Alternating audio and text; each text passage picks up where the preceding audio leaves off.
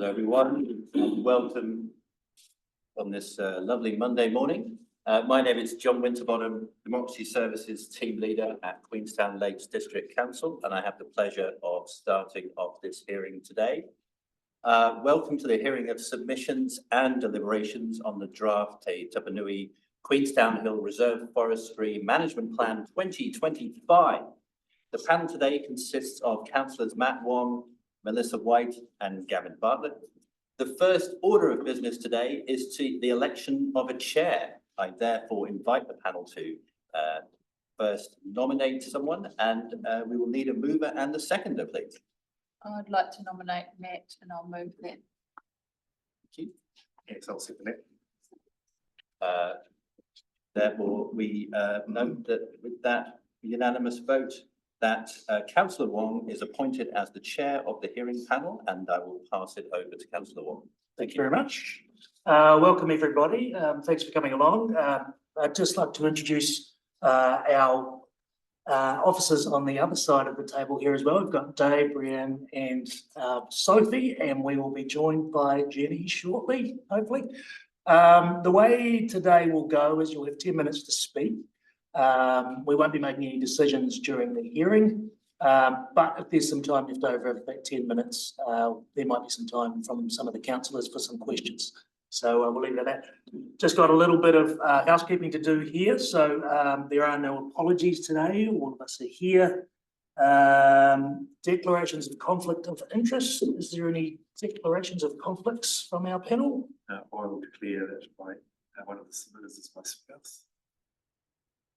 Got that. Thank you. And then we need to have a resolution of the agenda, that the agenda be confirmed without alteration or addition. Can I have a move for that? I'll move it. It's Melissa, and seconder is Gavin.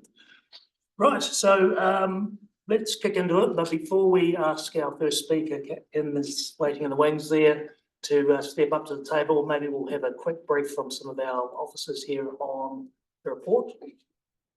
So thank you, Matt. I think the report will take it as read, and we've got some themes that have come through. I just want to note there was one correction in the report. We actually had 92 submissions, so we'll get that minuted.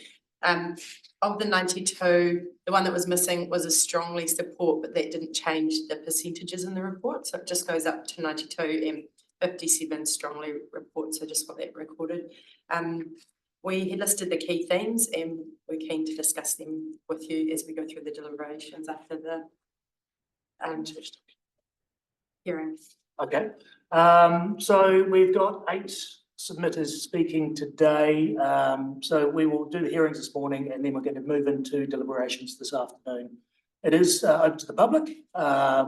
Fortunately, you can't comment during the deliberations. That will be for us to ask questions of the officers. But now's your time. So this morning's all about you guys. So let's invite the first speaker up to the table. Kitten, if you're ready, you've got 10 minutes and hopefully time for questions at the end. Right, Dave.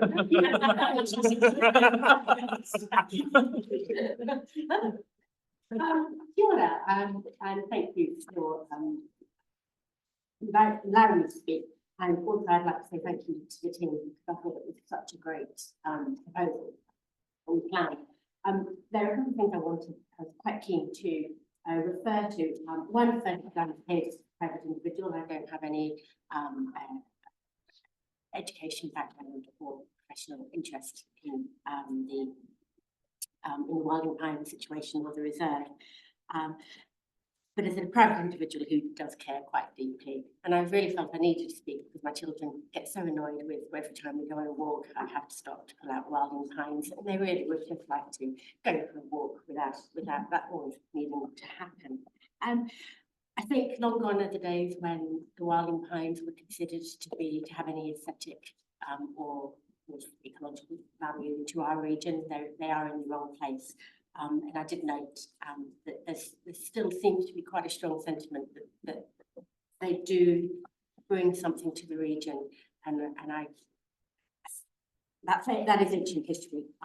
I think that they're a bit more like the Daleks who are trying to take over the forestry floor and exterminating everything in their wake, and they just need to go back to the planet they came from, but not inflict themselves on our planet. Thank you. I do think that this plan is both essential and desirable. I think essential from the perspective of the ecosystem and storing the biodiversity in the ecosystem that the council is, I guess, responsible for on their own land. And then there are desirable aspects to the plan as well, including things that could be around sort of community engagement and education for both locals and visitors about our wonderful biodiversity. I did notice, one of the questions I had for the plan was around the use of exotics. And that question was really well answered at the group session. So thank you very much for that. But I do wonder, there's always the law, you know, the unforeseen consequences, and whether or not it is worth including something in the plan for if the use of exotics doesn't work in the way it was intended for, to have that explicit in the plan. Because I think there's, you know, probably quite, if I'm concerned about it, I suspect lots of others are concerned about that as well. And I also wondered, when you're up on the Queenstown Hill, the really densely pine forest area, it's sort of like this bewitched forest that somebody has sort of sucked all of the life force out of. And it's incredibly noticeable as soon as you step into there. Everything was silent. You can't, there's barely even any toadstools or anything growing like this. It's dead. If there's any way of capturing that to refer to in the future, because it's actually a really good demonstration of the effect the pine forest has. And when we lose that demonstration, nobody will remember what it was like before the work was done. And finally, I would really like to acknowledge the work that was done for the Queenstown Hill Walk, for the Millennium Walk, and to open that up to everybody in the way that it did, because it really is wonderful, and really keen to see it protected in the future to come. And thank you very much. That's all I have to say. Thanks. Before you leave the table, you can't escape that easy. Not from me. No questions? No. All right. Maybe someone will ask you when you get home. Much good time. Dennis is online. Dennis is online. Welcome to our people online as well. I didn't acknowledge you earlier before, but it looks like we've got two speakers online. Dennis, welcome. Good to see you. And glad you're back. When you're ready, you've got 10 minutes. Take it away whenever you're set. Sweet. No, thank you. Thank you for having me. I probably don't have too much to say past or further than what I already wrote in my submission, but I just wanted to acknowledge, because I feel that speaking to your submission is quite important. But yeah, I mean, wilding pines are a huge problem to the basin, and the only way we are ever going to get on top of them is by getting rid of the seed source. And Queenstown Hill is, you know, one of the largest seed sources around. It's a huge block of trees that affects so much land around it, across the lake, into Arthur's Point, everywhere. I mean, you could see an example like getting rid of trees on Cornet Face and how it's affected skippers. It's been very positive, and I feel the same thing would happen for Queenstown Hill. I mean, just in the time that I've lived in Queenstown Hill walkway is changed dramatically. You know, there's the lookout on the way up that now you can't even see the lake from. And that's within the last, probably 10 years that has gone away. And it's just disappointing to see. So if we leave this to be unchecked, it's just going to continue to get worse and spread. So it's, yeah, I'm hugely supportive of it. It will enhance the environment for future generations. And it's just something that we really need to get on top of. So yeah, I guess I'm just here because there's going to be obviously a lot of negative commentary around removing trees and how horrible it's going to look, and it will look terrible, but that's a short-sighted view. This is for, you know, generations to come, and we need to think of the future. So that's it. It's pretty short and concise, but yeah, I just wanted to get that out there. That's good. You've made your points clearly. Thank you very much, Dennis. I'll pass it on to my councillors beside me here for any questions they might have for you. I made it pretty clear.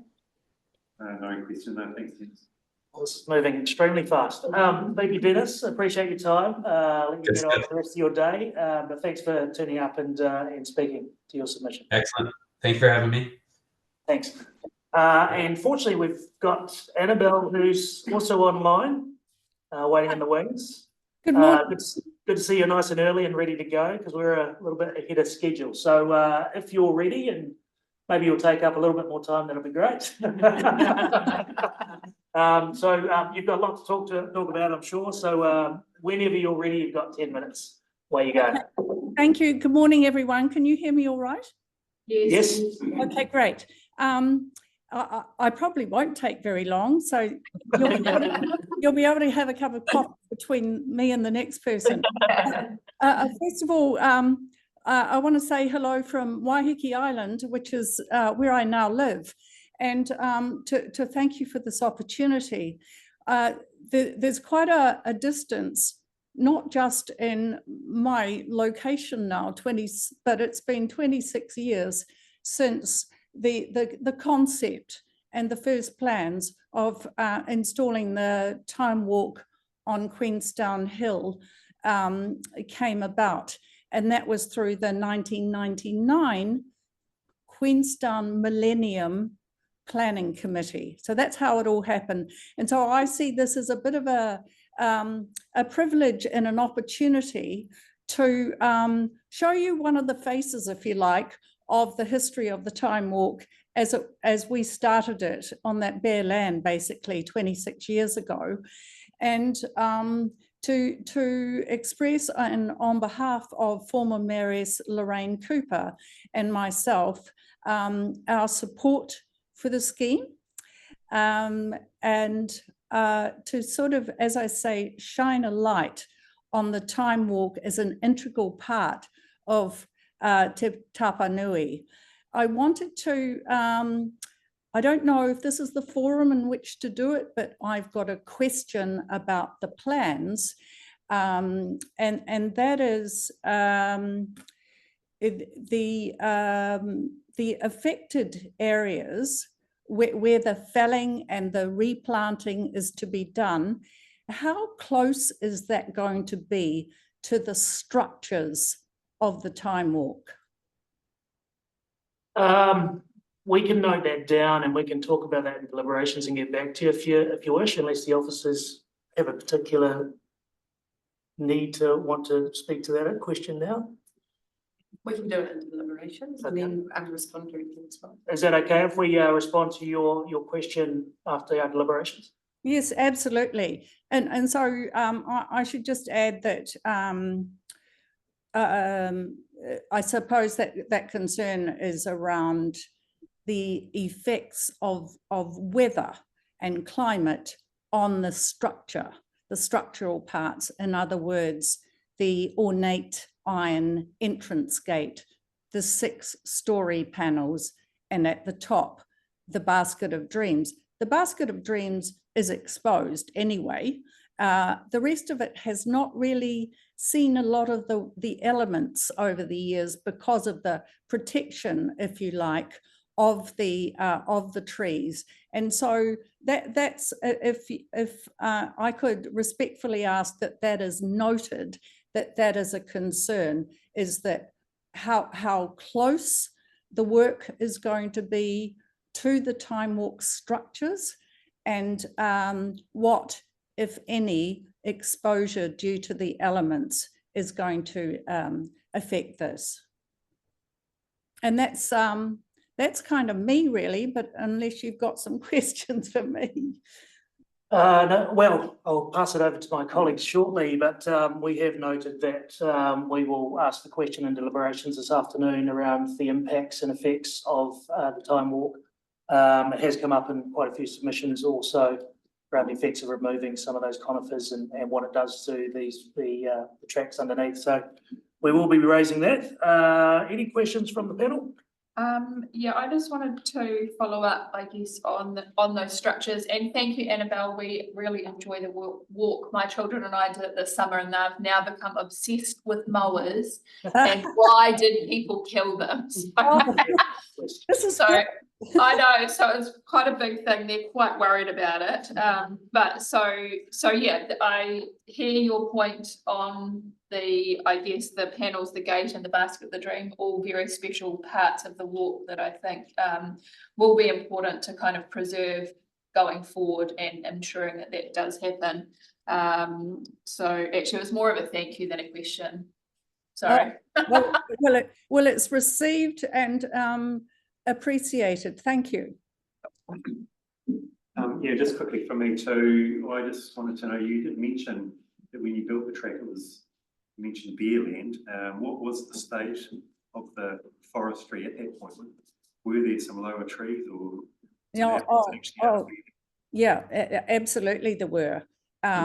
Even at that stage. I've got 2 folders full of photos of its construction and all the people who were involved, as well as diagrams and the general construction of it. And you would see in those photos that the trees were very much already impinging on. And so, yeah, I mean, you could say it had a sort of a nice sheltered and eerie feeling. And ultimately, maybe that's what's gonna, the regeneration will be, but just with different species, which are far more likely to attract bird life. Right. And yeah, similar to what Melissa said, we've been up there numerous times as well, and one of our girls even wanted to go up there for a special birthday trip a couple of times. Oh, brilliant. Well, I think a birthday party in the basket of dreams sounds like Yeah, no, so thank you very much. okay. Annabelle, just one question from me, if you could. You talked about the collaboration of the group when it was first started up, the Millennium Trail. Can you talk about that group and that collaboration, how it came together, and where that group is now? Are those people still around and really supportive, and what's the next generation? And maybe what the vision of this Millennium Trail looks like in the future? Sure. Well, we're all 26 years older, but there's quite a few, I think, who are still there. I mean, you're all the new generation, but I noticed that, people like Neil Simpson and Barbara, they were submitters in this. To be honest, there were very few names which I recognise, but a lot of those people are still there. The Blakely Landscape Architects, do you know who I'm talking about? His first name, was it Andrew? Phil. Sorry? Was it Phil? Yeah. Is he still there? Yes. Yep. Yes. And Erica, yeah. Yeah, great. But if you're talking about the sort of the people who did the labour, like people like Neil, Lorraine, myself, and probably just a handful of others, but a lot of those constructors and artists and designers and artisans, Doug Frew from Doug Frew from Arrowtown was another one. I think they're probably still there. But the person I have the most liaison with, if you like, about this is Lorraine Cooper, and we've still, been in touch ever since my husband and I left Queenstown at the end of 2002. Right. Okay, well, thanks for that insight into the history, and thanks for making me feel younger. Well done. It doesn't happen too often these days. Thanks very much for your time and your submission, and for speaking today. Much appreciated. Thank you very much for the opportunity. Okay. Right, who have we got in the room today? We got Richard Omen. Hello, how are you, Richard? Welcome to the table. You've got 10 minutes. You don't have to use it all, but we are ahead of time, so you can. All right, well, thanks very much for the opportunity to come and speak to my submission. I just introduce myself a little bit. My involvement with wilding conifers goes back about 25 years. It started when I was biosecurity manager at Environment Southland. I started there in '94 and I retired in 2018. I'm currently a trustee on the Mid-Dome Wilding Trees Charitable Trust. I was the chair of the National Wilding Pine Network from 2019 to 2024. I'm a former member of the Central Wilding Group based over in Alex, and I was chair for a while there. And I've been a very close supporter and follower of the Wilding Conifer Control Group since it started in about 2009. So that's my sort of background. First of all, I'd like to fully endorse the proposed plan that the council have come up with. But I'll probably speak to it more from a higher level perspective. I'll sort of go back to 2023 when the Wilding Pine Network, which is a national collective of all the 26 community groups that are involved in wilding conifer management essentially from Northland to Southland, have an annual conference, and that was held here in Queenstown. It was a very successful conference. It attracted over 140 people, and that was basically a who's who of everybody involved in the management of wilding conifers across New Zealand. And at that conference, the achievements in the Queenstown district with wilding conifer management were highlighted. And that was done through presentations, but we had an excellent field trip which took us right around from the Lake Road there, from sort of Sunshine Bay, right round to Arrowtown. And it was really, I think everybody was really impressed with the work that's been done here in the Wakata over the last, coming up 20 years now. Now, and I think it really showed what can be achieved in a really difficult situation, because you've got people living in amongst the wilding infestations. There's a lot of complicated social and sort of issues around that, cultural issues, but what can be achieved when people work together, particularly when the community can work with the agencies and with the district council. I think one of the things that people would have been impressed with was the absolutely fundamental role that QLDC have played in the leadership of that work over that time. It had provided continual support to the local community-based group, and it was pulling in around about $500,000 a year, had been for some time. Now, that is, no other district council in New Zealand would provide that level of support for wilding conifer program. So QLDC has been a real leader. I turn to Queenstown Hill. We have to remember that in the early days, going back to Gold Rush and sort of to the 1900s, that this landscape was essentially treeless. There was just nothing. It was it was a barren landscape.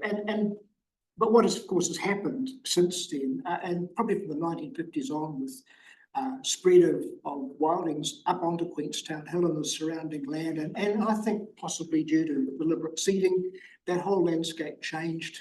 Today, we look at an environment behind us which is dominated by exotic conifers. And a lot of people quite like that because it gives the town an alpine feel. However, what a lot of people won't realise is that those trees provide a seed source which has the ability, because it's quite high altitude, a lot of winds around, that it will eventually engulf the entire Queenstown Hill, which, as you know, is mostly free of wildings, particularly up on the plateau top and the sides. And of course, once those seeds are up there, they can be blown tens of kilometres onto the surrounding landscape. So as long as you've got those seed sources there, you're going to have a continuing problem with wilding spread from there. And this problem, I believe, has cost the district, through the various funders involved, something like $26 million, not just around Queenstown, over the entire district, over quite a large area, but it gives you an idea of the sort of sums of money that are involved if you allow these seed sources to continue. And I think that one of the reasons why the council, I think the community, have been so supportive of the program here in Queenstown is because the landscape around Queenstown, what we see out the window, the remarkable Cecil Peak, Walter Peak, is a an iconic landscape. It's a natural landscape. It's New Zealand. It has a special character. It has those alpine grasslands and shrublands. When we turn around behind us, we're almost in a different place. People accept that because that's the way it is. But there's also other negatives from that wilding spread. I think major impact on biodiversity. Anybody that walks through a stand of 40-year-old trees will see there's practically nothing growing underneath them. You walk out into the tussock 100 metres away, and of course you've got a whole diverse range of native grasses and shrubs and herbs. It's chalk and cheese. So it shows you that when the trees cover that landscape, they have a major impact on it. So I think that the proposed forestry management plan is a vital long-term plan. My understanding of it is that it wants to remove the seed sources up on Queenstown Hill, and that is going to reduce in the future the costs imposed on the community for continued spread. So you're getting rid of the seed source. It's going to take away that risk of further spread.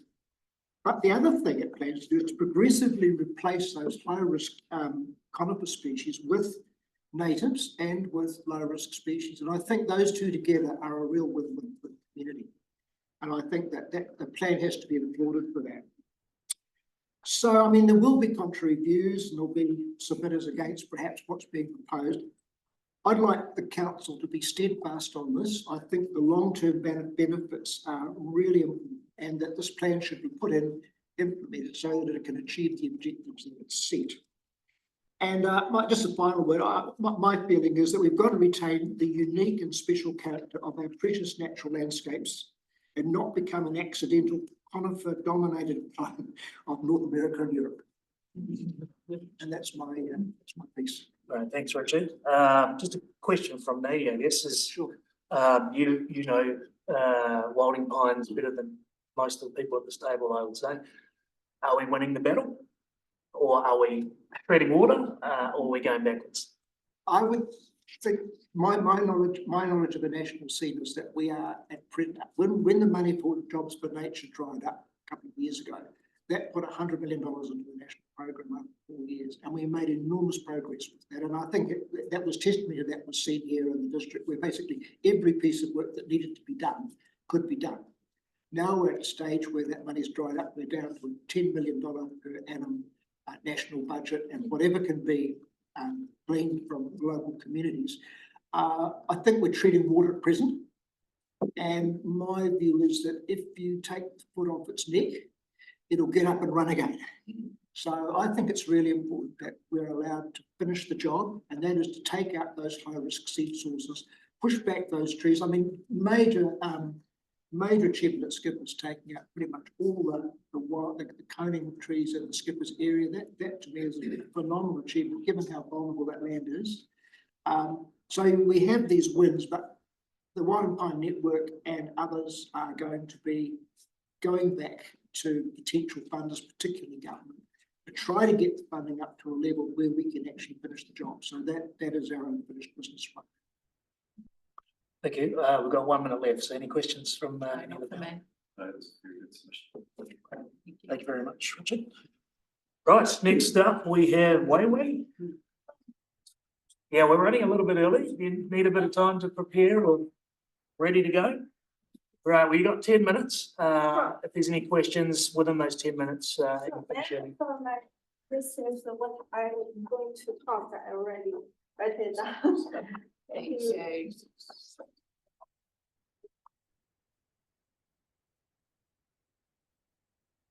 Right, so 10 minutes, whenever you want to start, Sure. and we will kick off. Thank you. Right.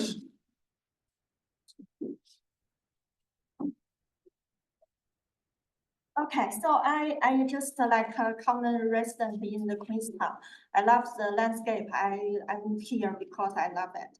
And so this is my reason I want to thank you very much for this opportunity to speak today and to express my concern about this plan. So I'm here to express my strong opposition to the proposed large-scale removal of trees in the Queenstown Hill Reservation Recreation Reserve. We'll acknowledge that the concern rests about the wilding conifer and their invasion nature. It is important to recognize that many of those trees have been part of the Queenstown Hill landscape for over 60 years, some likely exceeding a century in the age. Those trees are no longer merely weeding. They have been a deeply imbibed part of the local ecosystem. Their roots have stabilized the hillside soil over decades, and any extensive deforestation of those mutual stands carries serious unpredicted risk. Large-scale tree removal could significantly increase the danger of the soil erosion, landslides, and sediment runoff, especially during heavy rainfall events. Those are not abstract concerns. Just 2 years ago, a damaging landslide occurred near Skylands, and similar events could easily recur, potentially with the greater impact, particularly for the homes, infrastructures, and the residents located below the reserve. Furthermore, while the draft plan outlines the replanting the strategies, it will take many years, if not decades, for young trees, tassets, or shrubland to provide the same level of root structure, slope stability, and the water regulation currently offered by the existing mulch trees. I believe that proceeding without a full environmental impact studies and without guaranteed accordability would be irresponsible. Therefore, I propose that any individual or organization supporting this plan should be required to sign a legal liability agreement.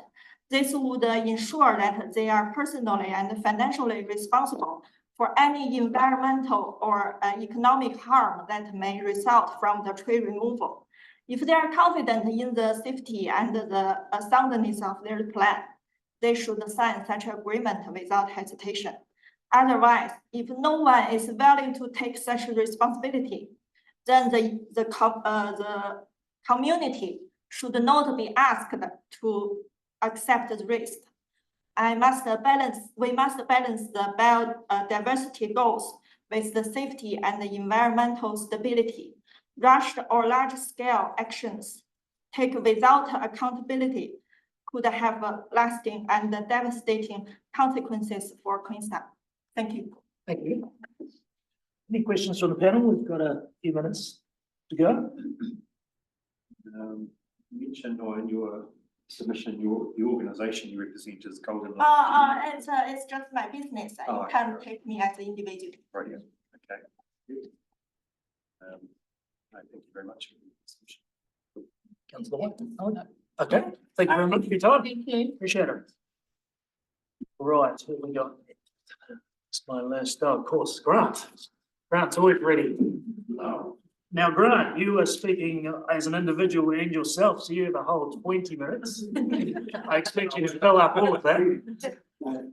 I won't need to.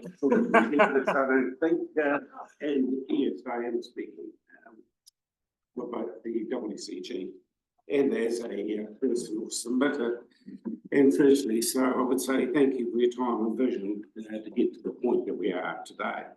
And I am talking about to both my private submission and the WCG submission, which largely cross over. So we should be able to save a bit of time there.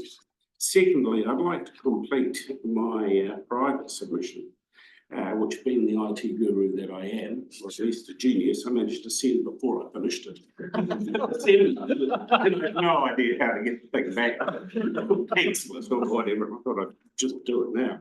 Because I said in the closing statement that the QLDC had shown great vision in tackling the wilding issue to date, and they have. I wanted to say to you to continue that vision by approving the plan and the further steps that are needed to complete the job left in legacy to you by previous councillors. Now, to some further points. The WCG has spent a considerable amount of time and dollars over the years in Queenstown Hill trying to limit the spread of the seeds downwind. Frankly, we're pissing into the wind. Every year the seeds spread back over the grounds that we've treated. Our funds are reducing, and with 250,000 hectares, it's 250,000 hectares affected locally, we're on the cusp of going backwards. I put a photo in, or we put a photo into the submission of Queenstown Hill today, the walkway, if you have a look there, from the walking track. Make no mistake, that is the future tomorrow. That closed canopy, that lack of light, that will be the rest of the whole reserve if nothing is done. That's just the way it is. If we don't take steps to remove the seed sources, experience shows that once the trees cover all of Queenstown Hill, then next is Grants Hill, then Slope Hill, and all the smaller areas that aren't economically used filling in between. The seed rain will just carry on, and it leapfrogs as it has done in our, what is largely established that forest up in Queenstown Hill, and certainly the spread around us here behind Ben London. Now, I've watched this over the years happen without realising the creep over my short time that I've lived here. And you don't see it day to day. And importantly, the changes are isn't sudden. Right? You could say it grows like it. Then one day you wake up and the bluffs that you recall as a child, along with the effects of light playing on the tusk and all that goes with that, as far as biodiversity, recreational opportunities, etc., have gone. You're left with that photo that you see of a forest.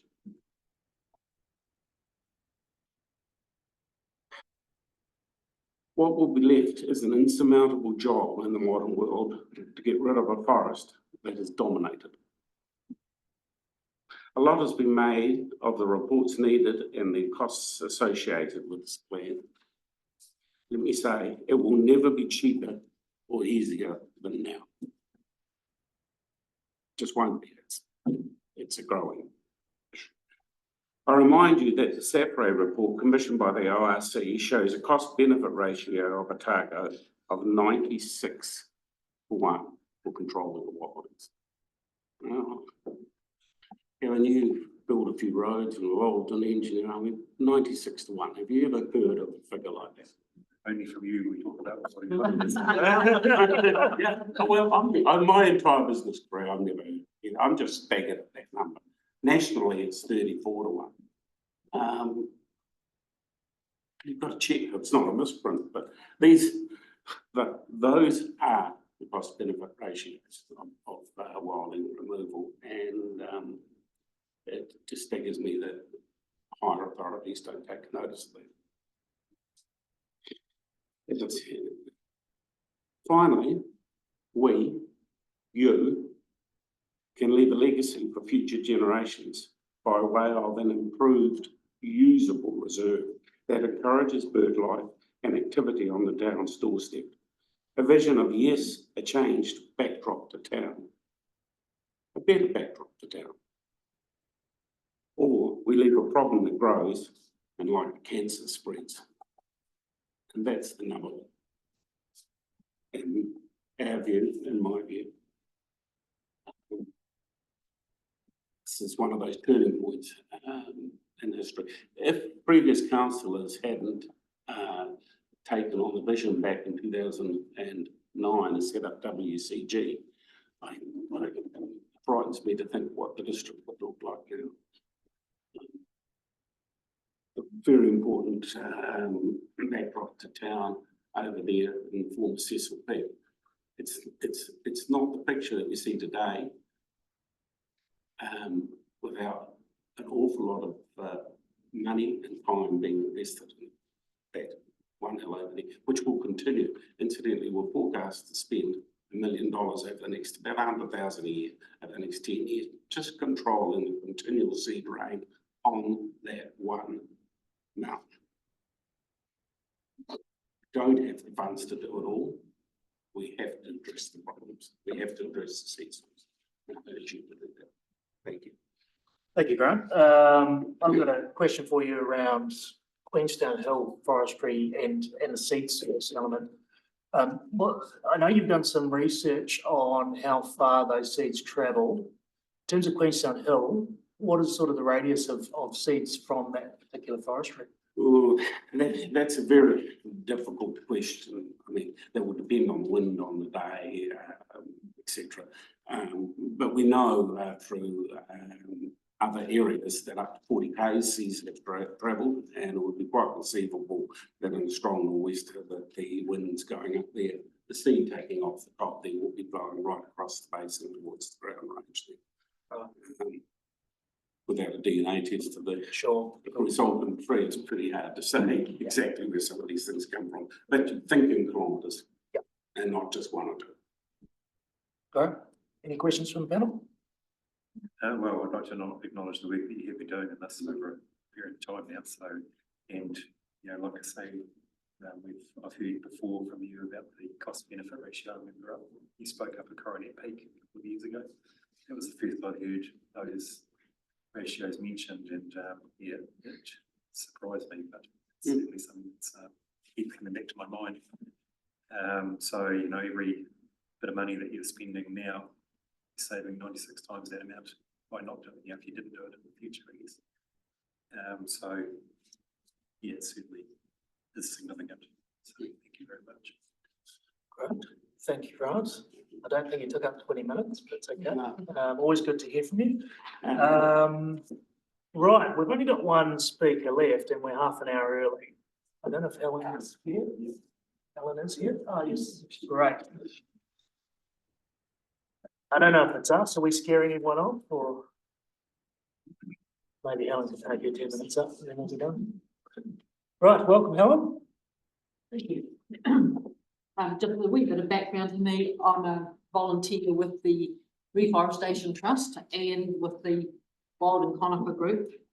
I sort of cut my teeth with wildings on the Mid-Dome many years ago after seeing the damage in some of the high country stations nearby in Glen Lappa, and even some were on Glen Airy, which was miles away from Mid-Dome, and that was the wind carrying them. When I was on the Southern Conservation Board, we spent time looking at wilding problems on West Dome and the Takatimu, and it really made me appreciate the damage to our landscapes, but more especially, from my point of view, to our Indigenous biota. So I support the proposed plan. The wildings need to be removed. The published document is a good basis for the future direction of management of the Queenstown Hill vegetation. I commend the document. I ask that all wilding tree species be removed as soon as possible. They cannot be left. They will envelop all of the Wakatipu Basin, as other speakers have mentioned. All our wildlands, if unchecked, one only needs to go drive up past Twizel and the Mackenzie country to know that seeds ignore boundaries. They know no limits. A photo in the Target Daily Times on Saturday of a wee cottage sold at Frankton has Queenstown Hill in the background. There are no trees on Queenstown Hill except a few low down near where the bottle house used to be, that area.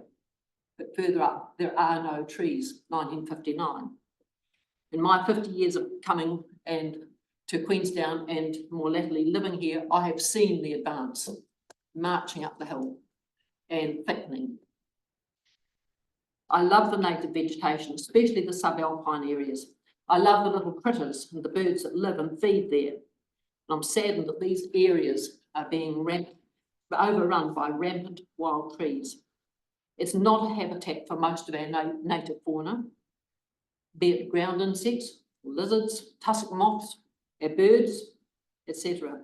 The conifers do not hold water. They do not allow the groundwater to replenish. We need to remember that the shrub, Neil Simpson would not like me saying scrub, the shrublands and tussock lands hold water. They control runoff. They store and absorb carbon into the ground.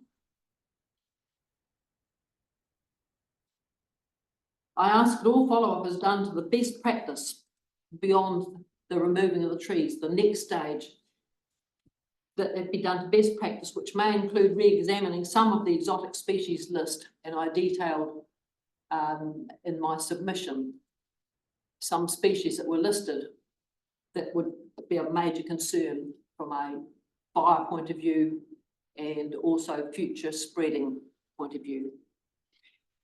Some of those exotic species will limit our native biota returning. The Coronet Forest near Arrowtown is a major project where Douglas fir have been removed and revegetation is taking place. It's amazing. Mount Dewar and other private projects are underway. Hopefully we can learn from these projects what works best and follow their successes when planting time comes on Queenstown Hill. The question was asked of one of the other submitters, are we winning? My answer is we cannot lose. This plan helps us on the way to winning. Thank you. Thank you, Helen. Any questions? I'd like to acknowledge your submission as well, because I've brought out, and there's a few suggestions you've made in there, which is some items to talk about later on in the deliberations too. Helen, I've got a question for you. When did you start this battle with Wilding Pines? Do you remember? When I went farming in 1973, there was a jolly pine tree down in a swamp, and it took a long time. We got it down. It never seeded. On the farm, we planted a lot of shelter belts. None of them were in any of the species that are causing problems up here. It goes way back to when I was a child, and seeing the damage that some plantings were doing up on the Blue Mountains. Earnslaw One, to their credit, do go and check the trees that have jumped the forest, and but it as a teenager, it concerned me seeing these seedlings popping up. And you referred to 1959, a photo of Queenstown Hill. I'd love to see a photo of that photo. It's on the front page of the Otago Daily Times. Oh, today? When? It's Saturday. Oh, Saturday. Yep. I don't read media, sorry. Yes. Thanks very much, Helen. I appreciate your time as well. And I think that concludes all the hearings. That's all our speakers for today. So we've done it in pretty good time. We are 30 minutes early, I believe. So this afternoon, we're going to take a break now, and this afternoon we're going to head into deliberations. You are welcome to stay, but that will be a discussion between the panel and our officers here as we work through the forestry plan. Okay. We may start early, I believe, because we are running so early. So I think we should adjourn now and maybe come back in half an hour, 45 minutes. How much time do we need? No, 20 minutes. 20 minutes. 11:10. 11:10 it is. She is losing control. 11:10. Right, back here at 11:10. Thank you all for your time. You're doing a great Right, job. welcome back, everybody. What's left? We are now in the deliberation phase of the Pitapanui Queenstown Hill Restoration and Biodiversity Management Plan. No, that's my new title. Queenstown Hill Forestry Management Plan. Right. We are going to proceed through themes, I think, and Bree looks like she's the one that's going to take the lead here. And councillors, if you've got any questions throughout, I think it's just easier if we just ask questions along the way. Right. Yes, and Take it away. okay, so we'll just go through the order that was in the report, on page 6. And so the first key theme that came through was tree removal. We were saying there's strong support for them, and the majority of submissions, 76%, supported the removal of the wild and seed source. I was just wondering if you had any questions around there, or if there was anything to be addressed under this theme here. We didn't have any comments to add on this. Only whether it's worth noting that some of those that were opposed did say in their submission that they supported the removal of the trees. They only had opposition on certain aspects of the replanting, I guess, wasn't it? Yes, we So can that could be put taken as some support for the removal of the trees. But they, they clicked on oppose, I guess, because they opposed part of it.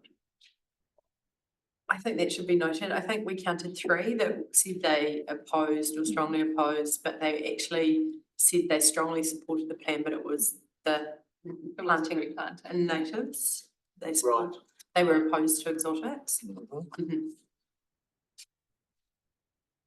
So they show up as opposed, even though they do have some support.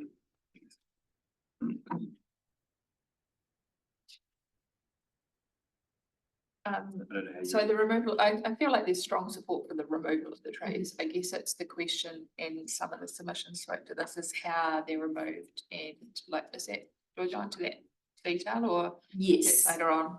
that is, if we come down to one of the last, which is operational considerations. Oh, we've got okay. some proposed options to put to you in Okay, cool. terms of what's currently in the report and what we could add in there. Yeah, okay, cool.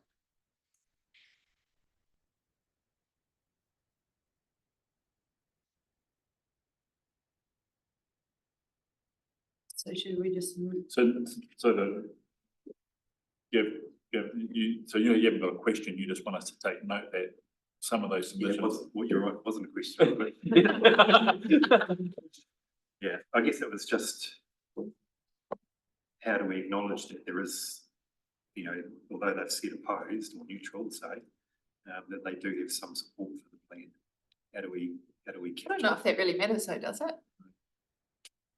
Like, Maybe because it's, you've got such strong support anyway, like. That is what they wrote oppose. So I think we just have to go with that.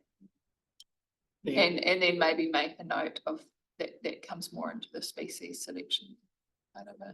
There was also some who opposed because of they didn't think that QLDC had the ability to fund it, which didn't necessarily mean they didn't support the plan of removal of the forestry, but the financial side and delivery side of it.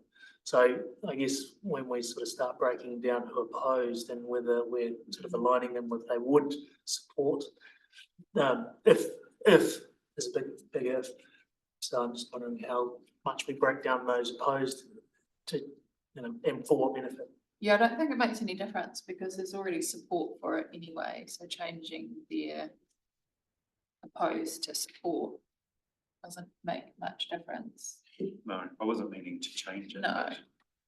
And there's no, I guess if we look at the actual plan, which is the plan that we want to adopt and present to council at that next stage, as we move through this, there's no sort of change within that plan from this. I think it's just having a look at those opposed and understanding whether or not we need to make changes for those comments. Yes, yeah.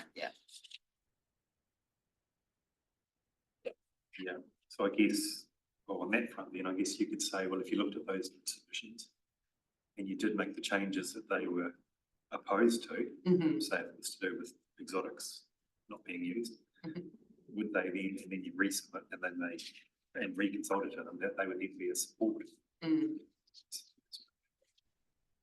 I think we can note generally there is strong support for the plan from from the people that submitted.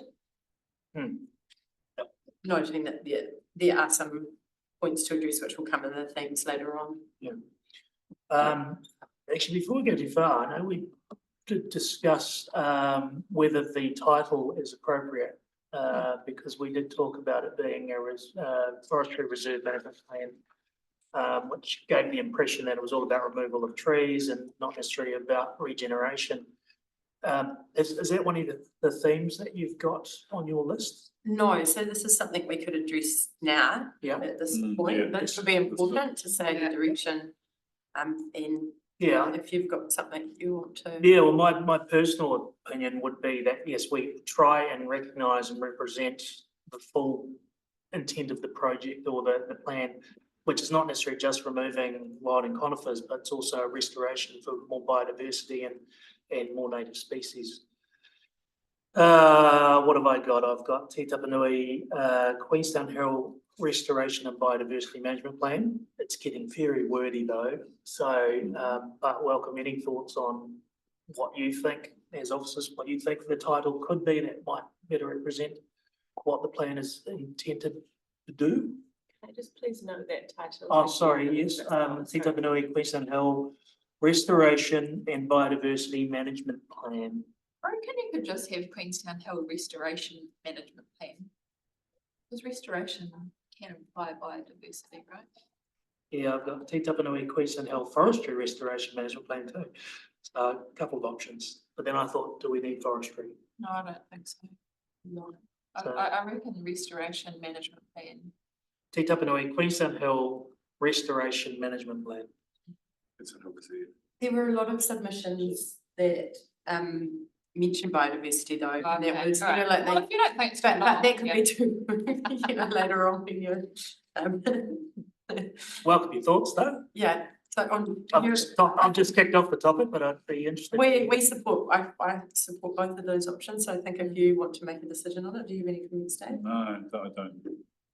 I think the only thing I would say about biodiversity is that people have different visions of what biodiversity means, you know.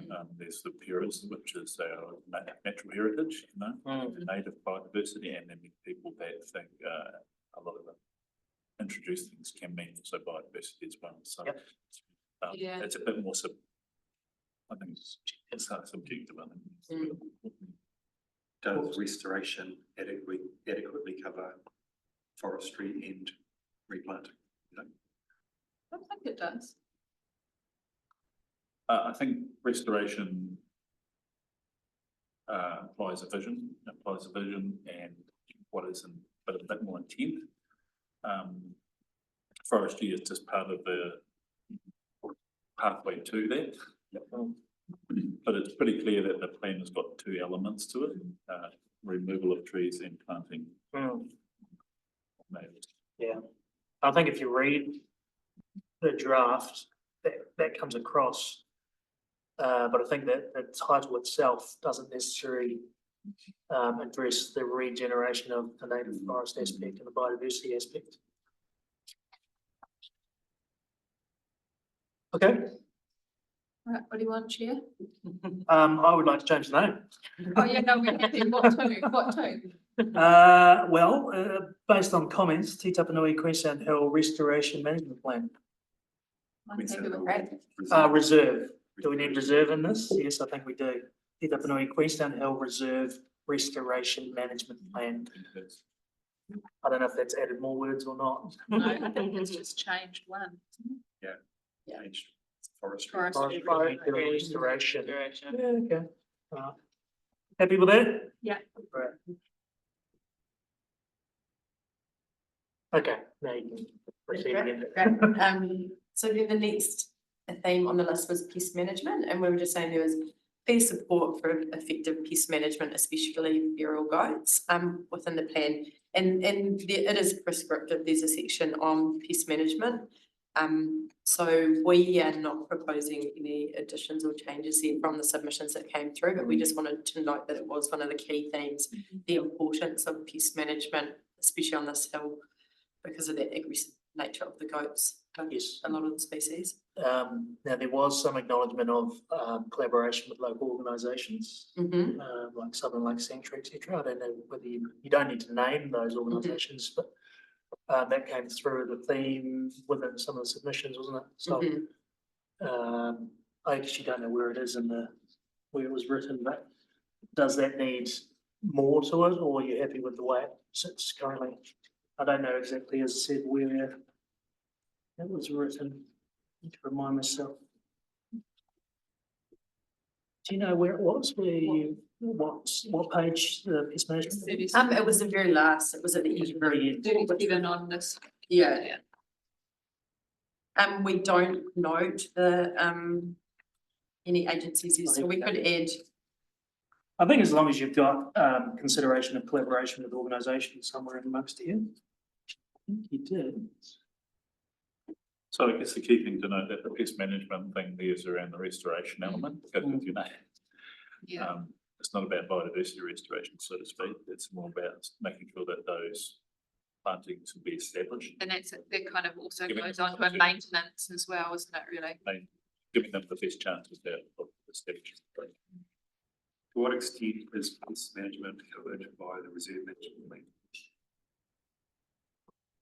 there are some, objectives and policies in there about pest management, and that we will have strategies and actively, implement programs around pest management. Okay. But we need to cover it specifically in this to allow for that regeneration. Oh, I see what you mean.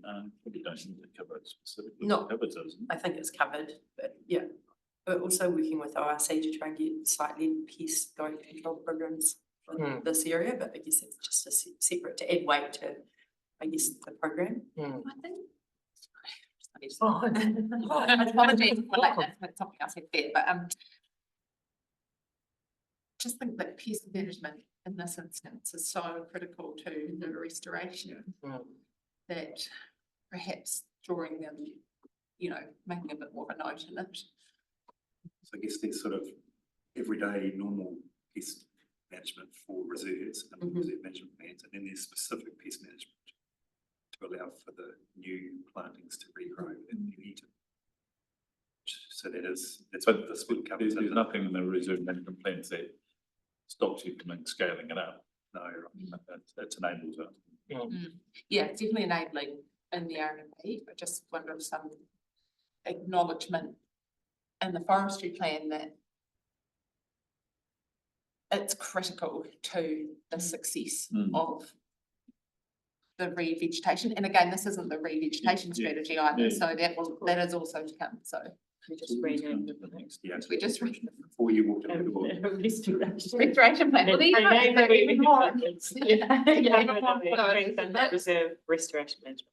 So there will be more detail in the operational plan that comes after this, the Okay. harvest plan and the revegetation plan, which is operational, and then that feeds into the consent. But we could add the word critical, we could add some weight into this section on pest management, and we can also make sure that we note the community groups or. well, it doesn't need to be noting that Mhm. as such, it's more just saying working with, and it could be ORC or whoever it might be, but you don't have to name the organisations. It's just having in there somewhere that it's not just QLDC doing it on its own.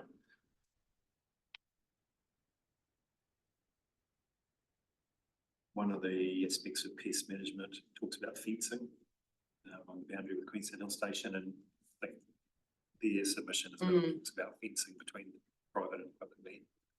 Is there, I don't know whether it's the same as what it is in town, but is there a fencing act that allows for the sharing of the costs of fencing off? It's exactly what the fencing act does. Yeah. Such a whether it applied to high country stations as well as We're absolutely close to. On new reserves these days, we put a covenant so that the landowner pays 100% and council does not pay, but up there it would defer to the fencing act, so 50 for a reasonable fence. Bedtime reading for me. Okay. Are we happy with the pest management section? Yep. Did you get what you needed from us out of that? Yep. Yep.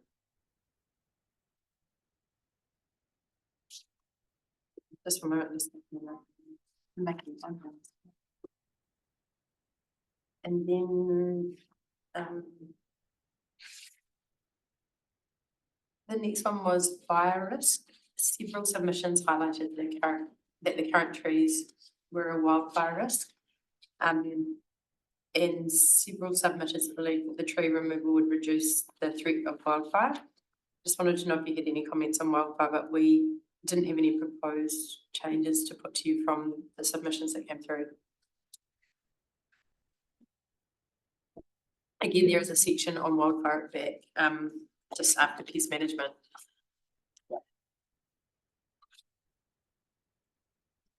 I don't have any changes. I don't have any changes. It was more, I guess, goes into that species selection where people had commented on specific species. So the next theme is species, so we can roll straight in. I know, yeah, exactly. That's what I'm thinking. I was like, that's really, that is where you're Yeah. gonna talk about that anyway, right? Yeah. So, with species selection, there's two parts. There were 4 submitters that had quite specific recommendations, which we could go through that with you, and then we could talk about the exotic versus natives. Yeah. And what that looks like. So if we do the submissions first, which I'll just sort of speak to them at a high level, and then so we had Ben Teal. He had several species he recommended, exotic species that should be removed because they do have some sort of invasive nature to it, and we've reviewed that and support all his suggestions. okay, So if you're happy with that, we'll do track changes in the plan okay. with the removals. He also mentioned the Arrowtown Wilding report, which had some species, some additional species that he thought would be fine for planting on the hill that were exotic. Were exotic. So. Yeah, there were a couple of oak species, so we've added them into the list as well. Yeah. He noted that fruit tree species should be heritage if possible because they're more resilient. So we were happy to add a note on that with the fruit trees to be heritage if possible. Species like eucalypt, he said to remove because of the fire risk and rabbit spread risk. So happy to remove that. And then he just had a couple of additions, which was a copper beech species and an oak species, which were all exotics. And then he had a couple of native species, which he was saying were, we needed to change the name to ones that were ecologically sourced from this area rather than New Zealand wide genus. Yes. So we've accepted those recommendations as well. I guess, I don't know Flora that well. Are we getting expert advice on this? Like, I would Are we call, putting right- I would call So Ben Ben Teal as an the expert. guru. Yeah, so the Yeah. 4 He's people that an unpaid expert. for this. yes, he used to be on the reforestation trust. And Okay. yes, So that was only my Yeah. reservation would be, hey, who's giving us this recommendation? And if they're Ben worth Teal their is- salt, then that's great. Ben Teal he is an expert in this area and Perfect. extremely passionate about it as well. Okay. Do you know him? Have you No, met I him? don't know. Oh, okay, yeah. Our mothers are friends. Do you, or Yeah. you're all familiar with them and? Yeah. Okay. and He's just up there with Neil Simpson. Suitably Yeah, Just qualified. one of Neil Simpson's right hand man. the Yeah. 4 submissions that came through, so from the Simpsons, Helen McPhail, Yes. who was here today, Yeah. Ben Teal, and then there was one from the Reforestation Trust, and the suggestions were all really similar that Oh, so came they through all from, align. so they all aligned, so Okay. we can just sort of say they were the same. Yes. Especially with the native suggestions, so that's where we double check them internally. Great. And are happy to accept them if So most of the recommendations that those 4 have made, you were planning to adopt into the plan. because the original author of the plan was Dunedin based, hence why there would have been a slight change from local species coming in, and Sure. that's sort of So that where that's come from. naturally leads on to the question of exotics versus natives, 100% natives or a mixture, which obviously came through in the submissions. So maybe if we could have a answer from your side as to why exotics, what's the purpose of them in the draft plan? What would happen if we didn't have them, et cetera, et cetera. Yeah, so I think we could put that scale out there for moving forward for the plan, but I'll just give you some background first to the exotics in the plan and how they came in. I think we had a few submissions come through that natives are fast growing, and that is correct. But when the plan was written and the author at the time, the ecologists, they were saying it might be good to try, because of the nature of the Douglas fir up there and the speed that it does grow and the seed source that will be in the ground, once you've removed the trees, just having some exotics in some of those areas that could try and compete with the Douglas fir and radiata that was there, and that was sort of the proposal. We do know that even with beech, Douglas fir and beech will sort of compete with each other till they're about 5, and then Douglas fir just takes over and shades out the beech. So they were saying, let's try some other species in there that could probably hold a little bit in terms of with competing with the Douglas fir. So that was one of the reasons, and then there were some reasons to add some autumn colour and add some variety in there in terms of the aesthetics across the base. And a few submissions came through supporting that as well. Then there was looking at food resilience and having some nut or fruit trees in there as well, and close to town and having that up there, so that they were just looking at a bit of variety in certain areas through the plan, instead of just having the native across that site. So of the experts that submitted, that are experts in plants and etc., what was their overall opinion on exotic mix versus natives? Do we know that? Yeah, obviously we had a lot of people submit that just wanted natives, but of the 4 experts, Helen said she would prefer native only. The Simpsons were happy to have the autumn colour and supported that, and also thought that it was all right to have the exotics on that site. The Reforestation Trust noted that they would prefer natives going into the site, but they did accept that some exotics were okay, and maybe it could be staged over the years, that eventually the exotics could be removed or used for timber or something over time. And then the end goal, I guess, like the reserve management plan, is to be completely natives, on the scale at some stage, but that sort of first replanting would be a bit of a mix. And if we were to remove exotics, we would probably have to build that into the plan. Yes, I think we do need to have a comment on that in there. And the reason obviously is that a nursery plant that we're trying to not have weeds established there. So are you looking for a decision from us today about exotics in the plan? Yes, if you're comfortable with that, to say whether or not we would allow some. Yeah. Okay. Also, some of the exotic species may be cheaper to get going, rather than the natives. Yes. So the balance though of the people who know what they're talking about, experts, is that having the exotics in there is beneficial. And what's the balance in the plan, or do we have a balance of what is native, what is exotic?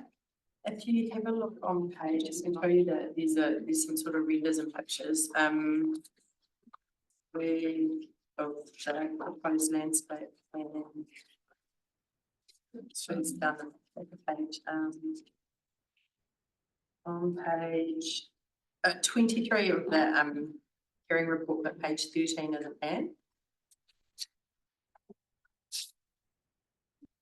So the yellow at the top is all native shrubland and low alpine tussock land, and then the darker green around the urban boundary is more is all native.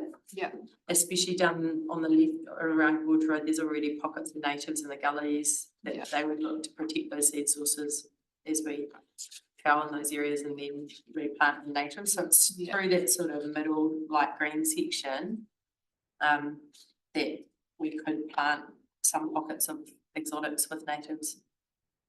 So just the light green is the only one that is.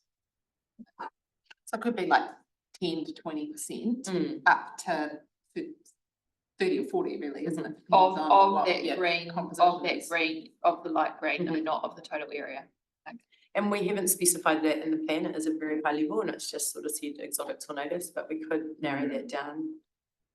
Maybe, Yeah. maybe we could change it to native and exotic so that people Yeah, I don't think you want to narrow it down to percentages or anything, percentages, but but just, perhaps acknowledge that that exotic band is an exotic native mix. yes, That not leads to just the exotic, flexibility. yeah, So I rather think, than, because on that little bit is probably Or somewhere else. exotic and or native. Yeah. Either way. I think what the original draft missed was a step in, justification as to why the exotics were there. So I think once we do that and establish fire, aesthetics, nursery plants, then, and say limited, because it's going to be mostly natives by the sounds of things, and limited exotics, that fleshes it out a little bit more. Okay, It actually really does think it's native. It does. it does say mix, but I don't think we've got a reason why they're being. used at No, all. no, It it doesn't doesn't establish exactly mention why. that, so we could put, Maybe have some text to support the map. yeah. Oh, it's Dave. It's like we're in Switzerland. Sounds like So we're in we'll- Switzerland. So, I mean, are you guys happy with keeping exotics in, but we establish sort of more of a boundary around what that means and why? Or not? Kevin, no. Yeah. I'm happy to keep them in as long as what you've suggested that we take out, I guess reading people's submissions and then looking at the pros, it does look like there's a lot of exotics, but so I guess it's just about,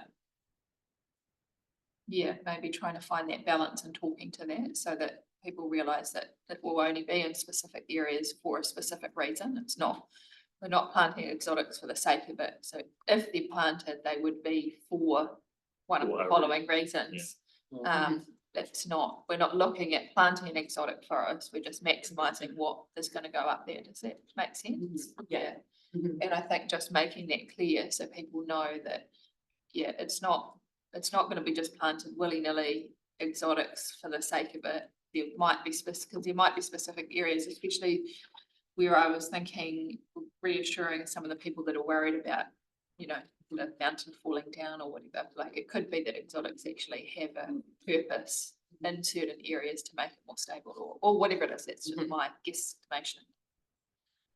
But maybe just making that really clear that, yeah, it's only certain areas. It will always be a mix and there'll always be a reason that an exotic would be planted over. So that sounds like a preference for natives. I think a preference for native. Preference for Yeah, natives, but That's, with the ability to plant exotics if there's a particular reason. yes, yeah, I.e. it's a hard place to establish. yeah, you know. yeah. So it's supplemented with exotics when deemed necessary or something. Yeah. Yeah. Is there any limit to what is a good justification for planting an exotic, for example? I think it's just the things that you spoke about already, you know, like, doesn't need to be any more than that, yeah, growth rates. Yeah. I think that's useful to clarify because I think some people might point to the autumn colours. Is that a reasonable? I don't feel strongly attached to the autumn colours. No, Like, because we've got that other, you know, like we have that in Arrowtown anyway, so I don't feel, my preference, this is my preference, and after reading the submissions, is that I would prefer natives over autumn colour. Like if autumn colour was, I don't feel like autumn colour would be a reason to plant an exotic, if that makes sense. Like I think some of the other reasons are more valid. Say aesthetics is feels a bit light, but it looks nice. Yeah, yeah. Amenity could kind of also infer, Yeah. you know, around the trails, so they're a bit drier or I don't know. I guess as far as the word colour goes, it's not like we're losing anything. Yeah. No. The traits. Yeah. So we don't need to provide it. No. I mean, like it says, we don't want to steal the Arrowtown's thunder. No. And there are plenty of other trees around that do lose their leaves in winter.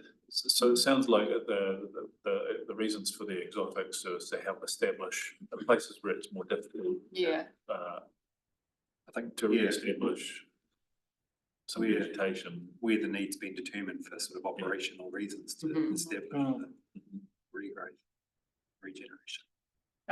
And the other question I had was about the fruit and nut trees, because I know that there is the food, you know, sustainability type thing, but then that also leads to increased pests, like, is that something we need to be mindful about where they go?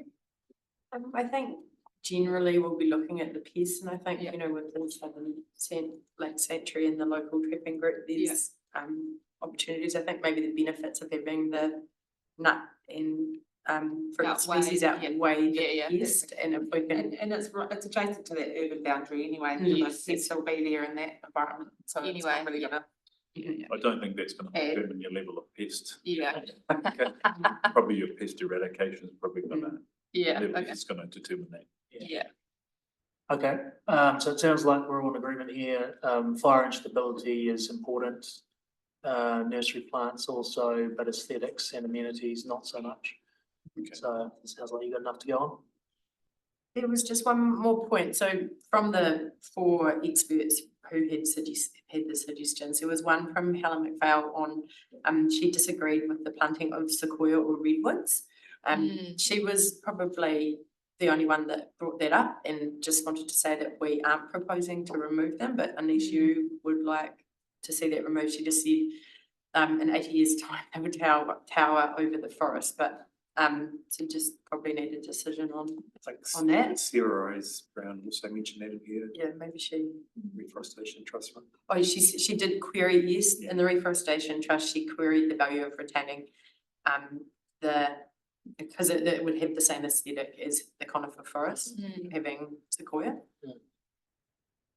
We've got one out there. We're not even discussing. The ones that we like that are around town, they're individual trees. You see a few in the gardens as well. Together, but some of them are getting pretty big and becoming a bit of an issue in their own right, I guess. But if they were to be on Queenstown Hill, would they be individual trees, or would there be a group of them together to?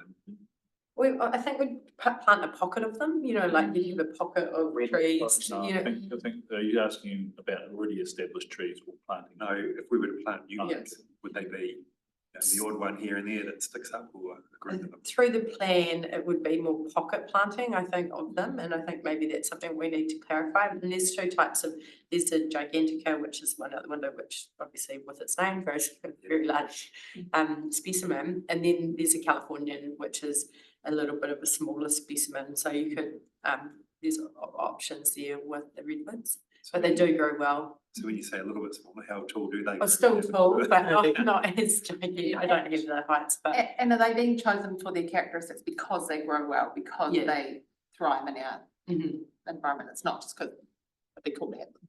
And they don't have the seeds that spread, so they would help us if you cut, they could grow back from the stump, not. Why don't they have the seeds that spread? So they reproduce in a different way from, okay. different species of trees. In terms of the soil quality, do they do what other conifers do, which is basically destroy the soil for everything else, or?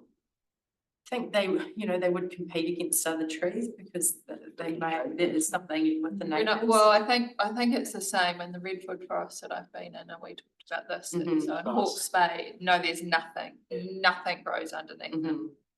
Absolutely zilch. It's the only reason to suggest them is just for their appearance.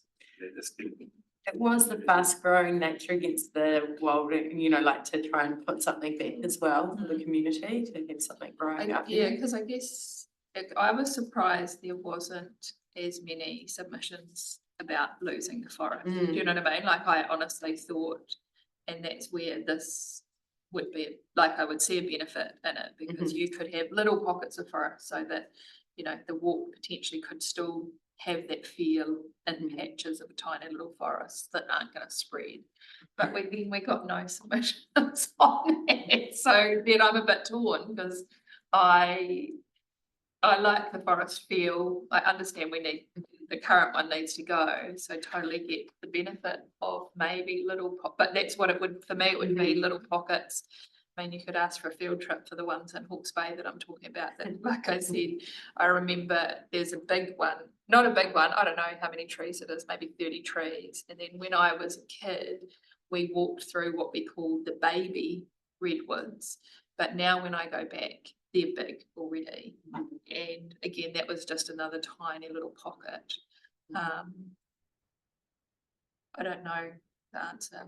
Does it also, at that point, they kind of viewed as a short-term, medium-term aspect of the plan that, I mean, it does seem silly to put something in that you would then go in 8 years' time and remove. Yeah.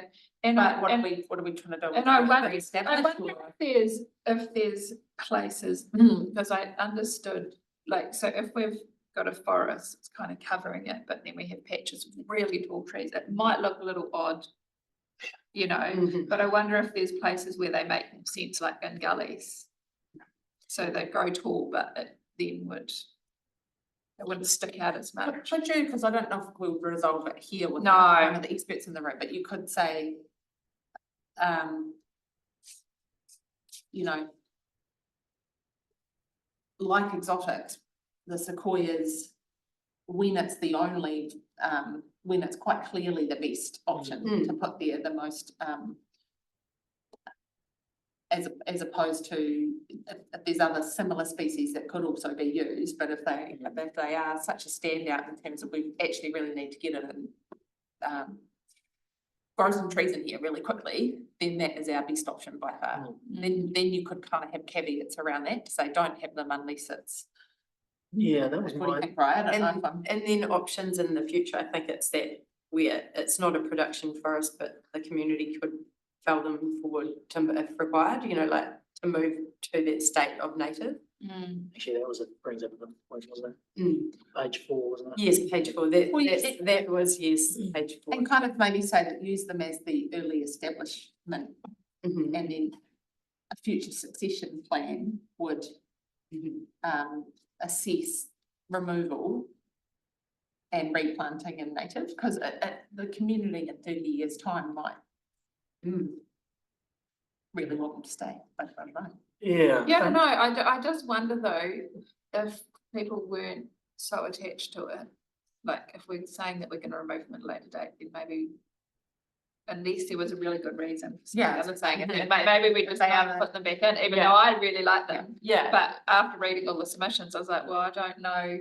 But if we're restricting our ability to implement the forestry plan to its full potential by not using them, it might seem a little short-sighted potentially to rule them out without having kind of got into the detail of the operational plan. Yeah, like all the submissions, well, most of the submissions were in support of native all the way. Yeah. So I'm very mindful of that. Picking up on your point though, that I think we should use them with discretion where we need to. And there's got to be a very good reason why we're using redwoods, because they dominate the landscape when they get mature. And I don't know whether that was the intention of the submitters that supported in fully native forests to actually have these towering redwoods because they were the best at the time.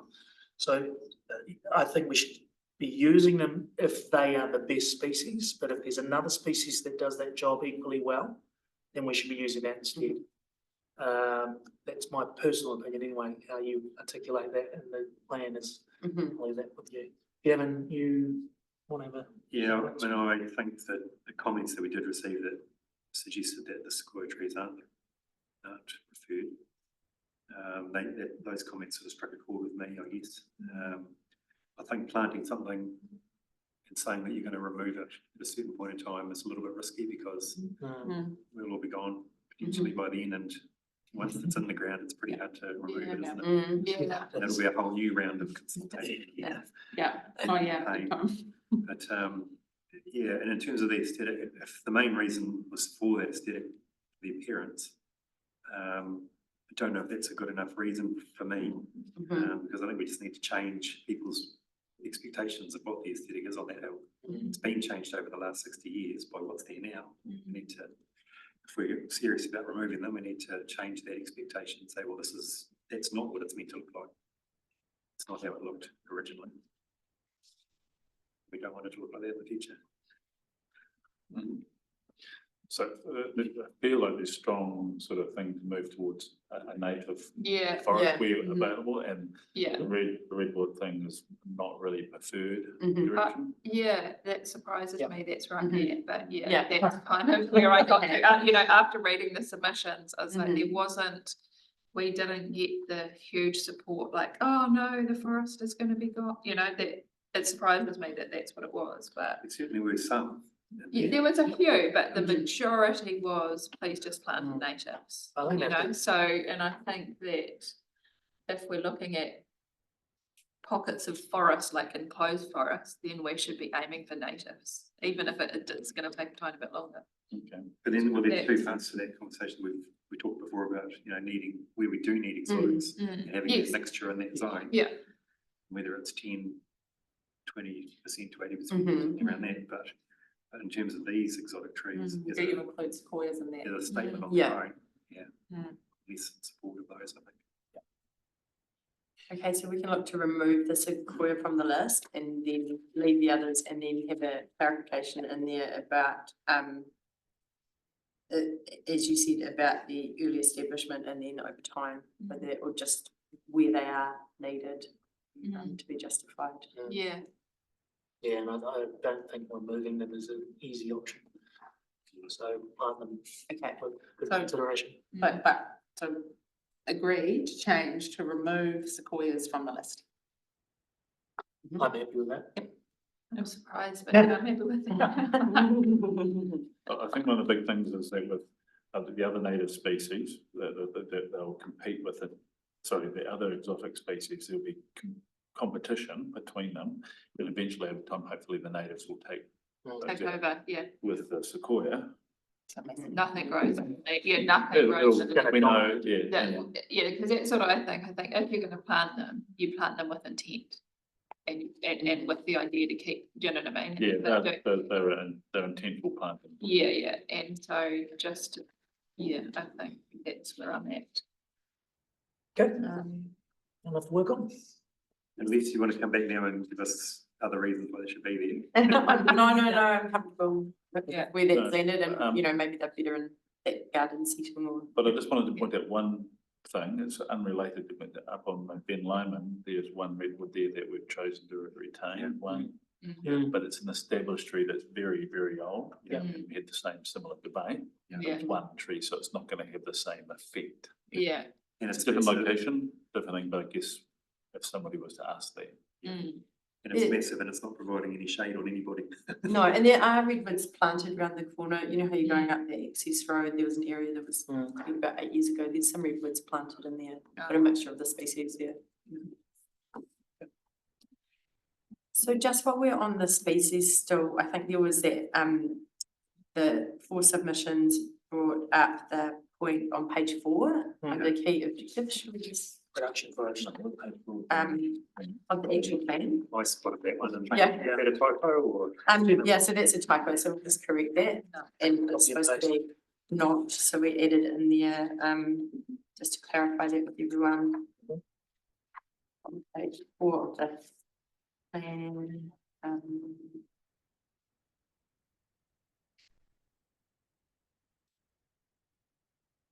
So the reserve will be, will not be replanted as a production forest. yeah, so added not in there. I also had a query though about the start of that paragraph, where it says QLDC will fell and eradicate all wilding tree species. Is that a bit too broad? Do we need to be more specific about exotic wild and conifer tree species? Otherwise, any tree that's self-seeded itself will be on the list, on the target list, wouldn't it? Which they will be eventually through this plan, that was on the target list, but I think it was staged, like the priority was to try and get the.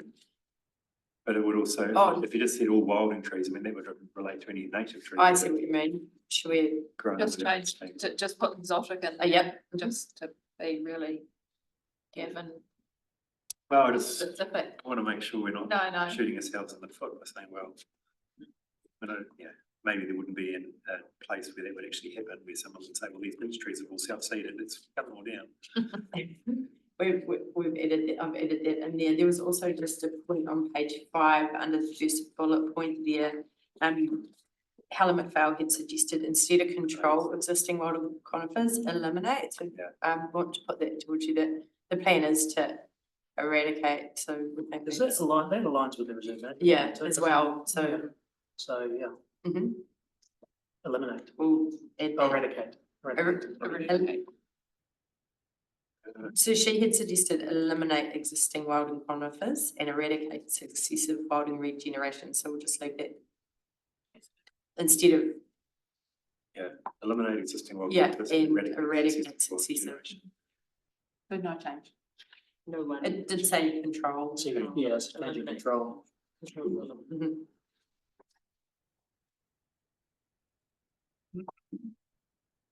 So someone's going to make changes, aren't they? Yes, yeah. So yeah, we're doing all of that. We've got that. One that's still.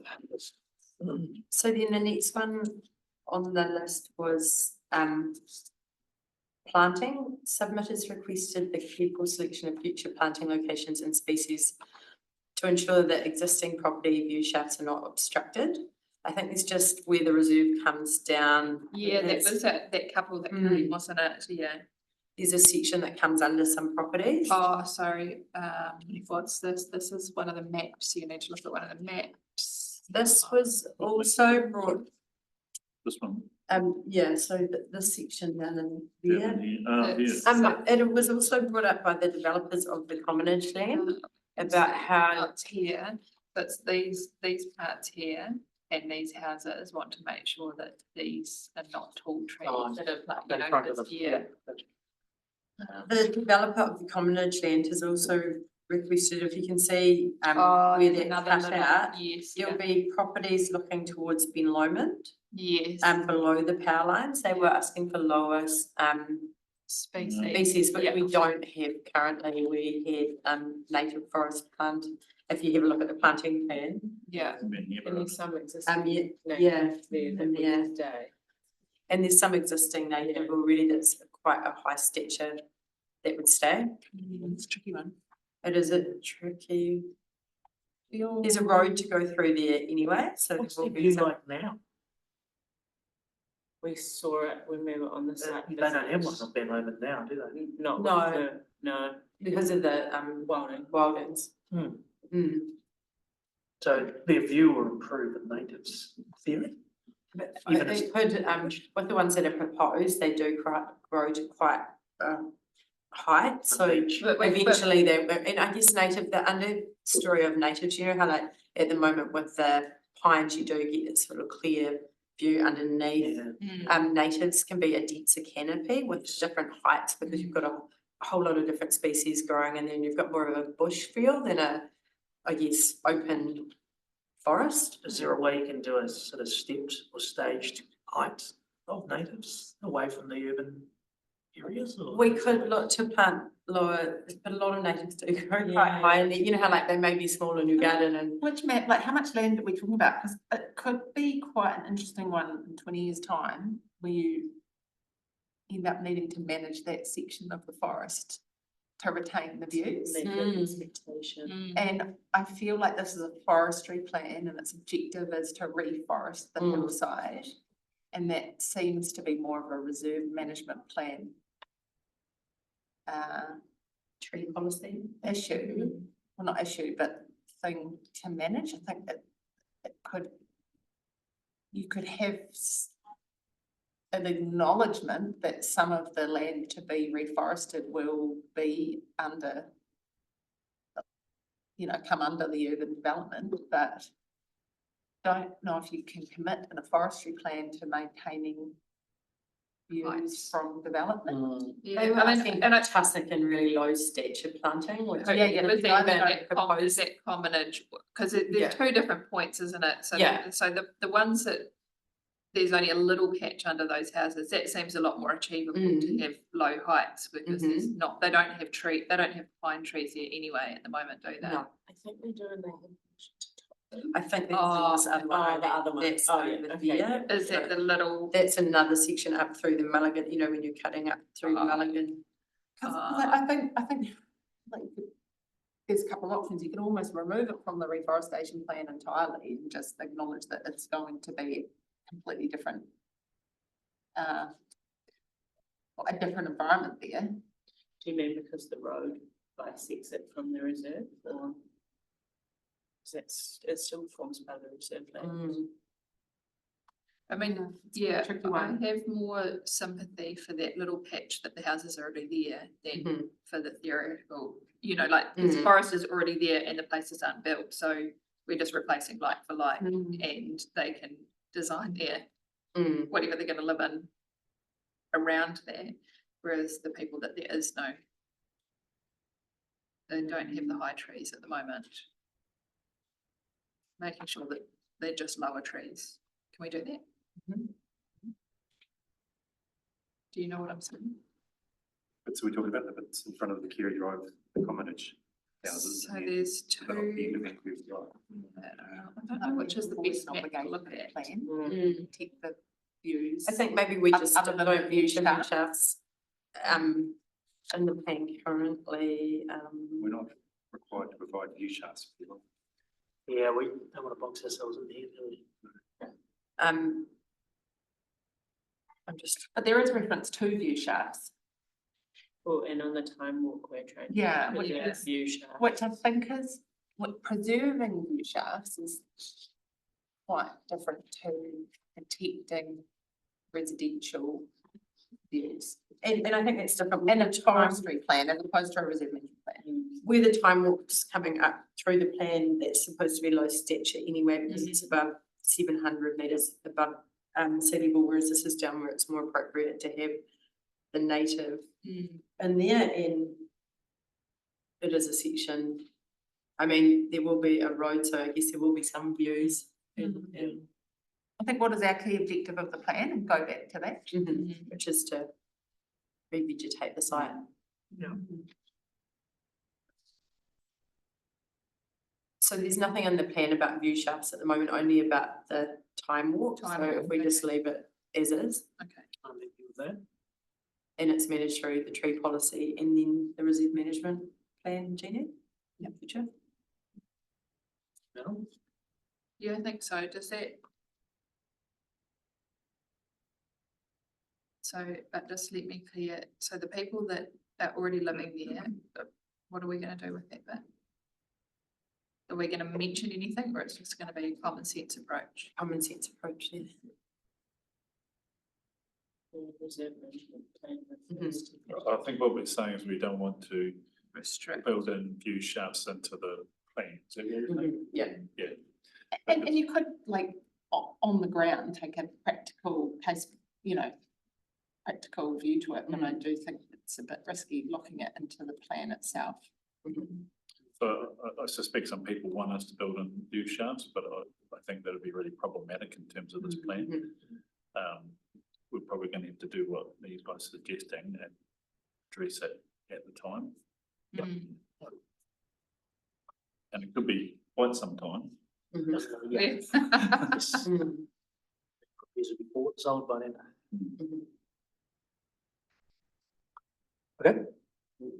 Moving on. So then the next thing was biodiversity. There was widespread support for restoring the site, so I think we've addressed it with changing the name.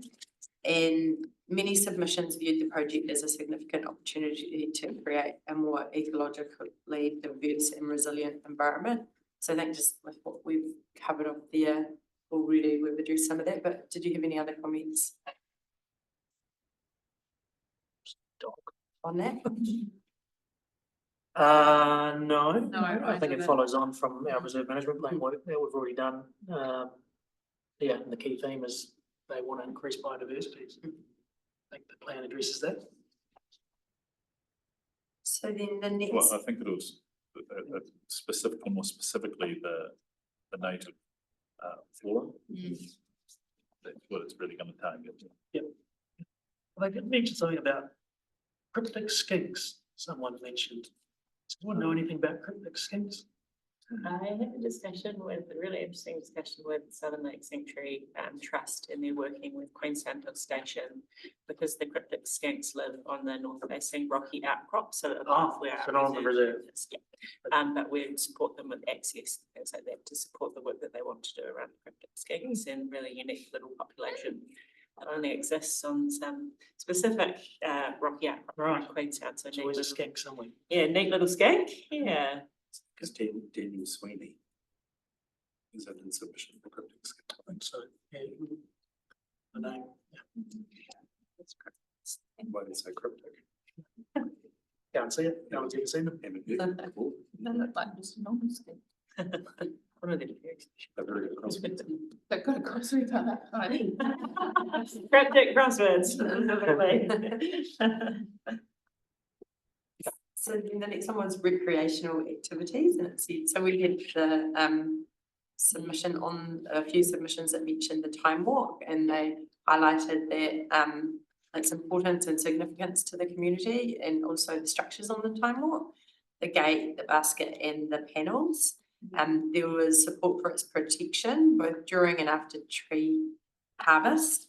And we have some comments, so on page 20 of the report, but page 10 of the plan, it mentioned that the time will be protected. And then it's mentioned that several submissions raised concerns about the unofficial mountain bike trails, asking that they be retained and protected. But this plan does not protect the unauthorised bike tracks. It proposes that due to felling techniques, they will most likely be removed during harvest. So just wondered if you wanted to add anything or had any questions When you on. say removed, it really means destroyed, like it's not, Yes, yeah, it's not that they're gonna be purposely removed, it's just that they'll be destroyed during that process. Yeah. From yeah. tracking. So it's not it's not that we're intentionally doing it, it's just a byproduct of what will happen. Yeah. So we've got two topics here, haven't we? We've got Yes. time walk and we've got mountain biking trails, so maybe we'll start with the first one. So the time walk's an established activity Yes. in the reserve. Authorised, yeah. Yeah. Now the question that Annabelle has. you've got the answer, Lynn. Yes, so she had a couple of questions. So she was wondering about how these structures will be once they're exposed to the elements. And I think as part of our team, we have those assets captured in the part of a program of work. So understanding if with signage as it does age, eventually it does need to be replaced. So it's just noting that the story and the graphics, etc., on there, just understanding whether it gets replaced with like by like over time. But it would be something that if it does age from the elements, it would be part of our asset management plan, which then gets replaced at a certain time. That's the panels that tell the story. And then the basket and the gate, obviously art is what, so, but they are part of they're visited and cleaned and checked on a regular maintenance schedule. So that's sort of, I guess. Yeah. So they are council assets. Yes, yeah. All of those things. And the basket itself's on private. I think Yeah. what Annabella was saying is when they designed it, I think what she was saying is that they accounted for the tree being around it as part of its protection. Yeah, Right, yeah. correct. I think So- that's what she's implying. Yes, and when the trees are removed, the weathering of those trails will increase.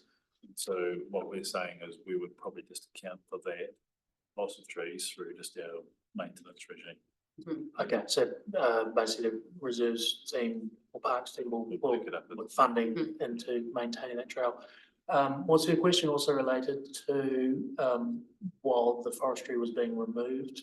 Access. Two parts, and later on, because she did say, how close is a tree felling to the structures on the time walk, and that will be right up to Yeah, I mean, they're all around it, right? It's like, yeah. And so while obviously access for health and safety, we won't be able to keep it open when there's an operation directly around that, but then we can look for an alternative route during that time and then for it to be reopened at a suitable time afterwards. So it's sort of, I And guess, potentially looking at those the signs will be taken down to protect them. Yeah, we can look at that. Is there a realistic alternative route? We'd have to, because it's a loop as well, and even just from Kerry Drive, there could be other options. We'll just have to look at that. While when we understand the staging plan of the tree removal and where the crew is working, then we can look at how that works. And sometimes they can just have a track, up around the side that will connect into a point, looking at gradients, etc. And even from the Vancouver Drive entrance where we walked up today, through, there are options to go that way and connect back into the track, so. So Do you- I was just thinking operation plan then, which would be the next stage once this is Yeah. adopted. Would it make sense for us to reference that somewhere in this plan?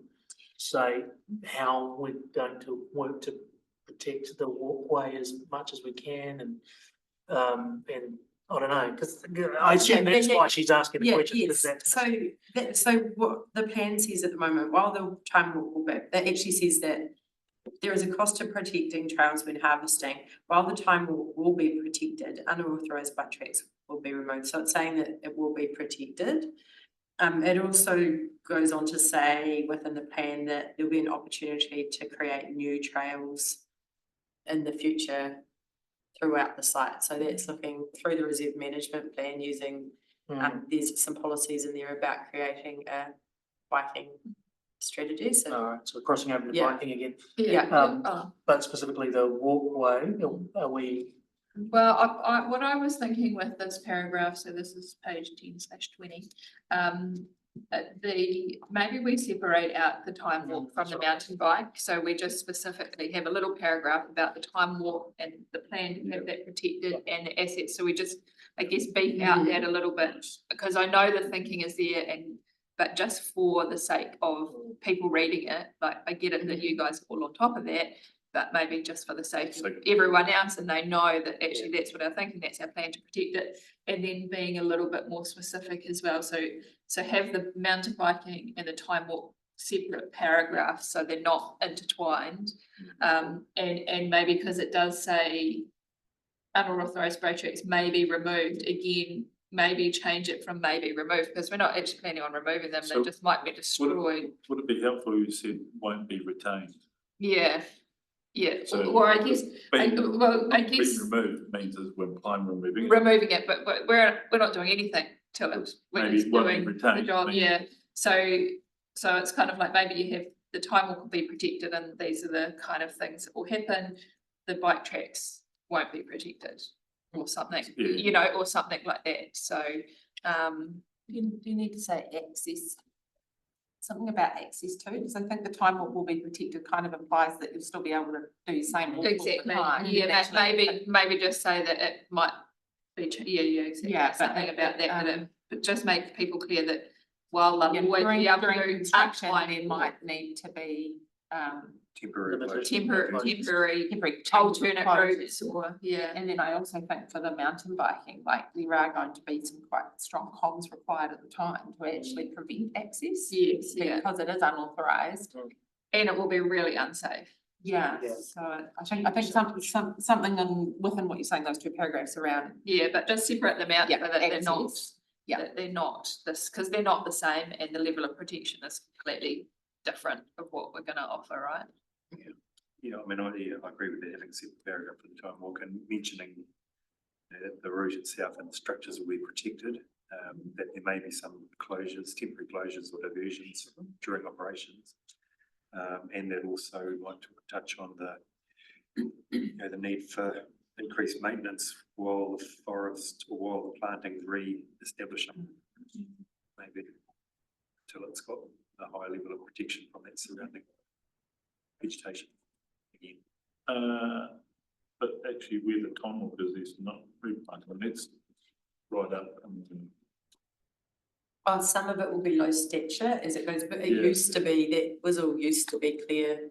It is now just slowly. Got bigger and bigger. Yeah. Exactly, it probably goes through all those different planting zones. It starts from Belfast Terrace. As it gets up, it'll go through that, the lower planting areas, then through the native and and then up into the grass above one. So it's going to cover all of those different scenarios, but. Okay. Some of those structures might be, I don't know where, not sure where they fit within those different planting zones.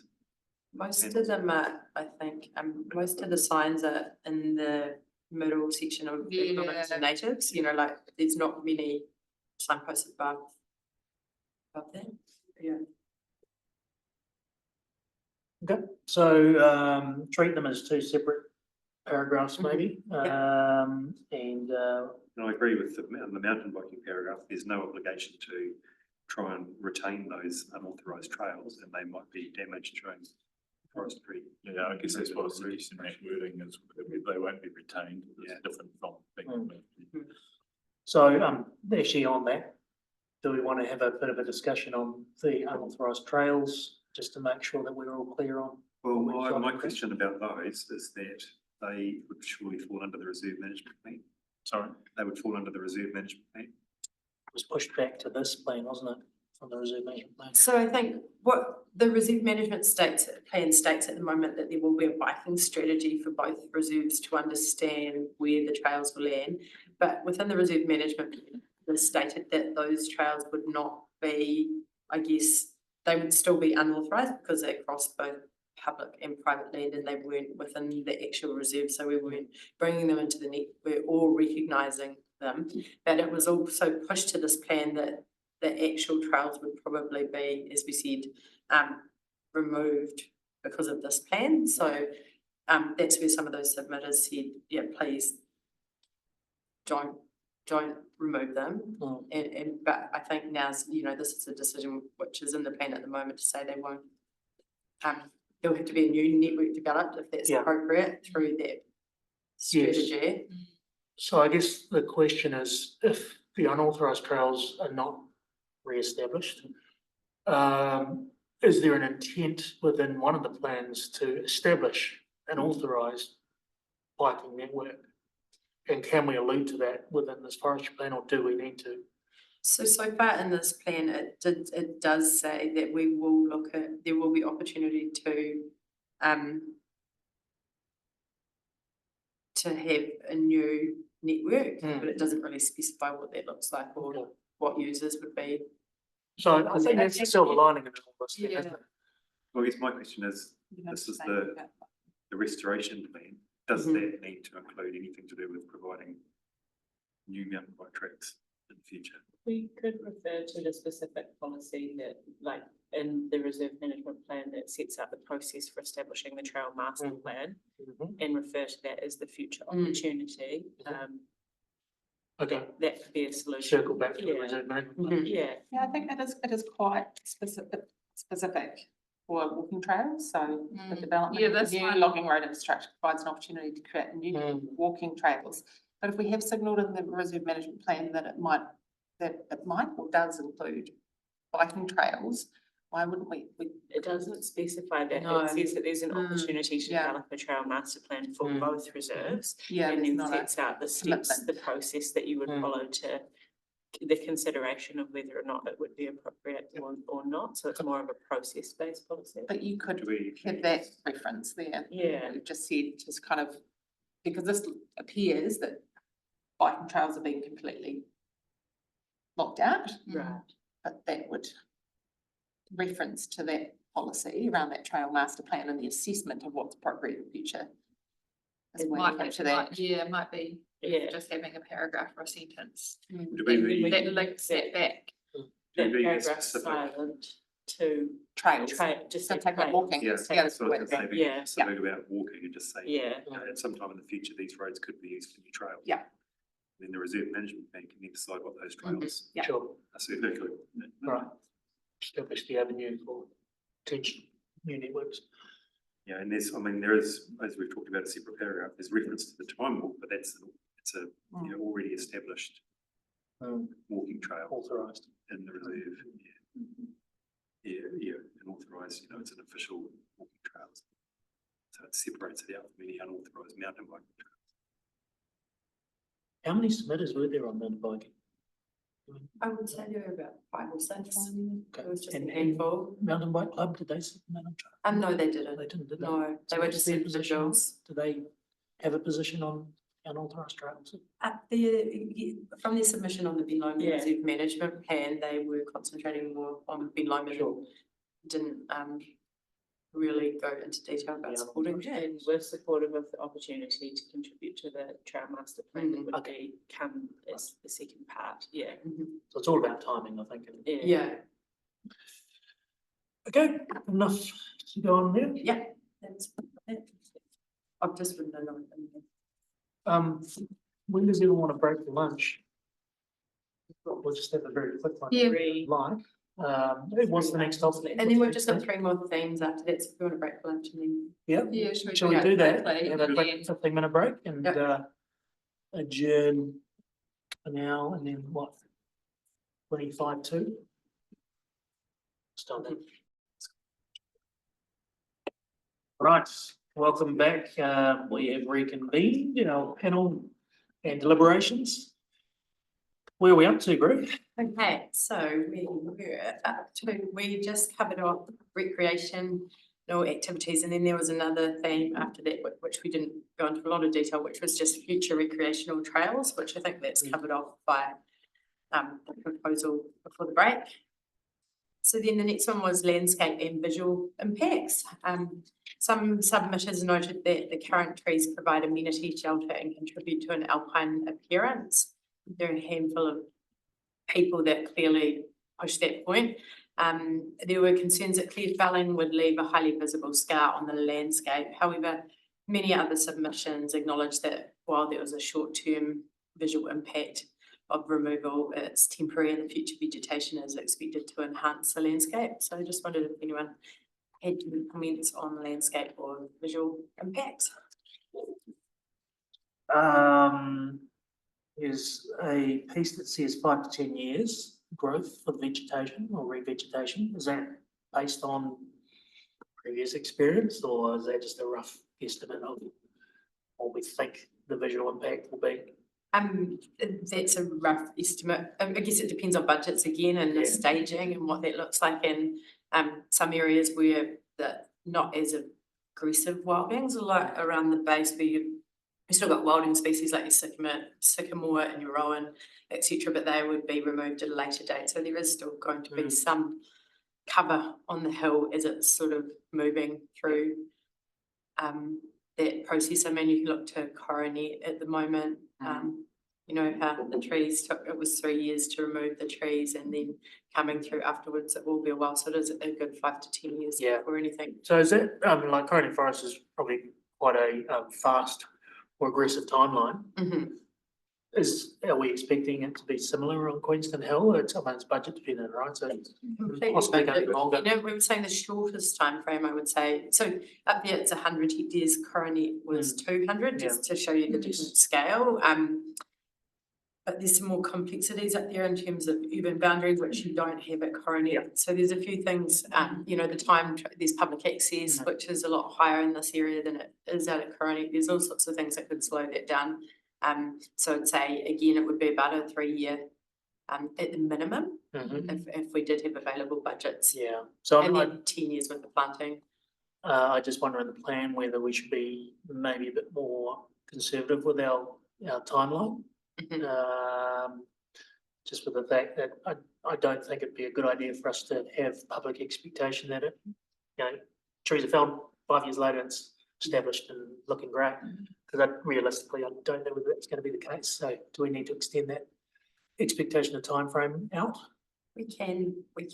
Or say 5 to 20 years. Yeah, definitely. We can look, I think that's reasonable to put something in there around that. Do you mean in terms of the regeneration or the removal? Well, it's the comments were mainly around aesthetics, weren't they, and leaving scarring on the landscape. So it's really from when the trees are removed to when does it not look like a scarred landscape? Not look like a scarred landscape. I guess you could extend it a little bit, but I guess my thing would be once it starts to gain a bit of momentum, we could look to speed it up. Yes. But there's nothing wrong with coming under there. No, there's nothing wrong with coming under. But when we don't give enough time, the expectation is always going to be higher than the delivery. Or put a note, dependent on budget, but there's also that now relates to having operational budget to be able to fell, do remedial work on the land and then replant. So I don't know if that's a theme that we're covering off as well as cost. It's coming up in a minute. Yeah, it is a theme that's. I guess for me, somehow we need to acknowledge that there will be a big change in the year. There have been, a handful of submissions, like you say, that are concerned about the change in the appearance, but there'll be loads of people who haven't even been aware that there was this consultation. Once operations start going, they'll say, what on earth is going on? But to acknowledge that, make it more clear somehow that, this, what's currently on the hill isn't how it was naturally. But that we're trying to, our vision is to get it back to a more natural state, I guess, with the regeneration, the restoration of it. But also that, although there's this short term of a forestry site appearance to it, that we've got this longer term vision of it regenerating. But it's also, it's more than one generation's vision of it as well. We're sort of trying to look ahead to future generations. And the main issue is that seeds, which we don't deal with that, it then changes the rest of it. It's the potential to change the visual aspect of the rest of the basin, becoming covered in pine trees. So there's a whole lot of different complexities in what this is. I was just having to think about I was just thinking about your suggestion of maybe extending the time frame out. In theory, you could, there's nothing to stop you from there. But I wouldn't. I guess one of the things is this could be a 50, 60, 100-year thing. So the quicker you can move on it, the quicker it'll be. Although we probably won't obviously see the end result. Nice. I guess what I mean is don't limit us at a request. Yeah. Give us the option to extend it, but don't limit it from us from bringing it forward and expediting it in both senses, both in a removal but also in a planting. I can't believe we're having this conversation because I think the last panel I was on, I was pushing you. Exactly.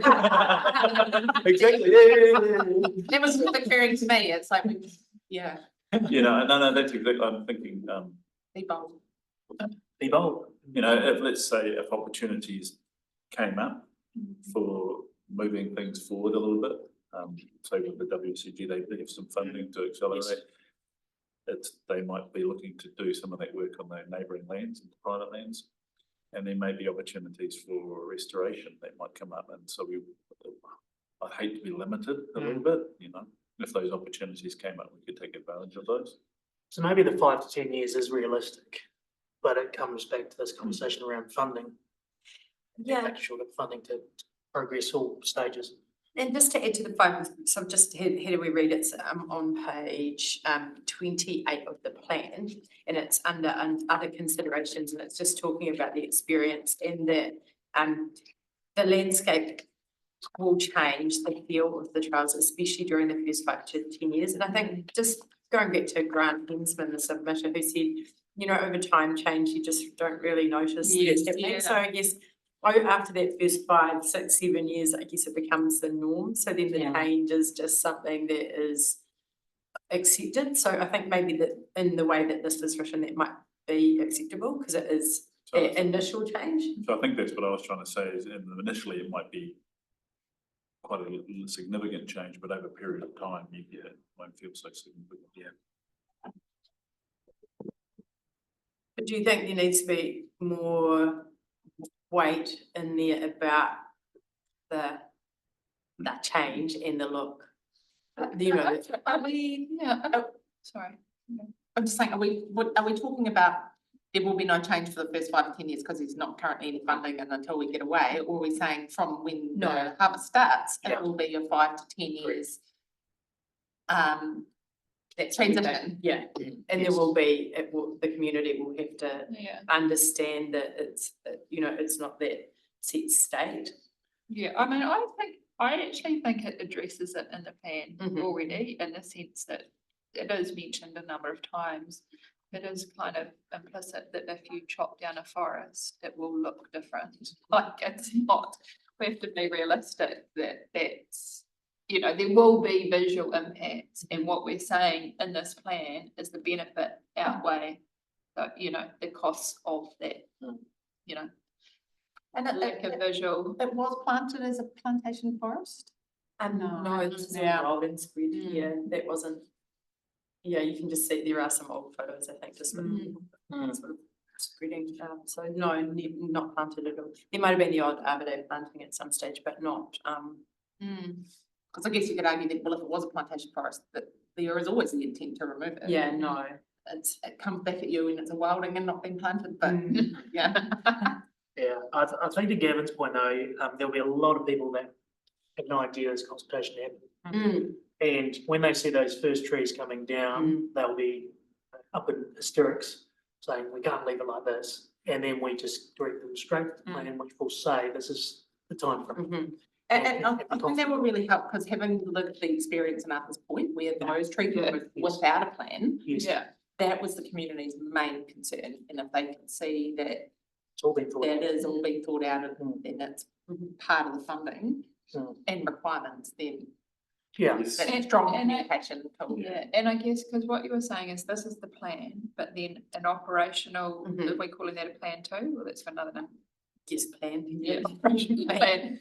But that won't be consulted on, would it? But would that come back to council so that like there's, or that just is a piece of work that comes out of this? A piece of work that comes out of this in terms of where the budgets are, but it's then looking at, you know, So it wouldn't come back for a decision. No, it wouldn't come back. No, It would go through the regulatory arm of council in terms of under the district plan. But I guess in terms of exposure for people to understand that this is going to happen, it also would then, like, for this to happen, it actually needs to go into the long-term plan, right? So there will be a point, like, I guess that's only part of the long-term plan, but there is another opportunity that people will see that this is about to happen.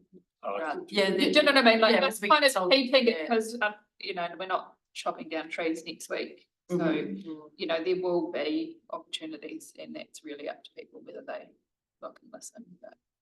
So is it more about making sure we have the restoration funding and all element covered Before I think that that's a really important part of this, And I feel like that's where you kind of And so probably, like, I think we could strengthen the wording in the report that no felling has to happen until you have the budget for, this is going into the costs now, but with the Chronic Forest one, there was a resolution through council that they had to come hand in hand rather than just go and cut Coronet down, and then if there were, depending on budgets, you know, that would, it was sort of a and that was pivotal, wasn't it? In the reforestation, Chronic Forest. So that's sort of becoming standardised now in a lot of these new plans coming through. That could be quite useful, because there's quite a lot of support for the removal of the trees from a wilding perspective, but there's also concern about that, about the amenity of it. And I think that's sort of where I started from, was that we make sure we've adequately acknowledged the concerns of the people who submitted about how it's going to change, but also, you know, future people who may not have submitted and who might go and read the plan at some point when it started, to say that we've acknowledged those concerns, but these are the reasons why it's happening despite that. So it's really well set out. So then, just to clarify, is there any additions needed to? Well, yeah, like I say, I mean, it does acknowledge those changes in the report, in the plan, I think, doesn't it? So, that's covered enough. Then, I think as long as we tie it to the finances, which is the next topic, which is the next topic, and we can. So, well, the next topic. So sorry, is there a change needed to the plan then? No. Not for this. I don't think so, unless you feel that you need to beef it up somehow, but.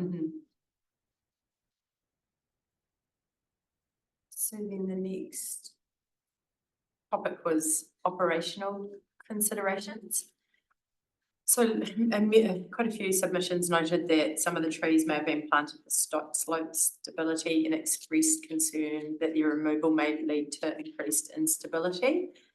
Others questioned if the proposed replacement trees would serve the same stabilising function. Additional concerns included noise from harvesting operations, use of chemicals and agrochemicals, potential residual effects from the agrochemicals, and lack of detail around water management practices. So to address some of these operational considerations which would sit outside of this plan, but we haven't really, we've sort of just gone over them at quite a high level within this plan. Like we've said, any operational planning will consider and mitigate future effects. So I was proposing that we could add an additional section. Do you want to, we'll pass, this is just a draft at the moment, so Yeah. Called environmental management, which would sit on page 27 before pest management, and just to sort of give some weight to environmental management and just talking about the environmental plan that needs to be drafted and some of the considerations that need to be noted there. So it's again just sort of at a high level, but noting that this will come at a later date. Yeah.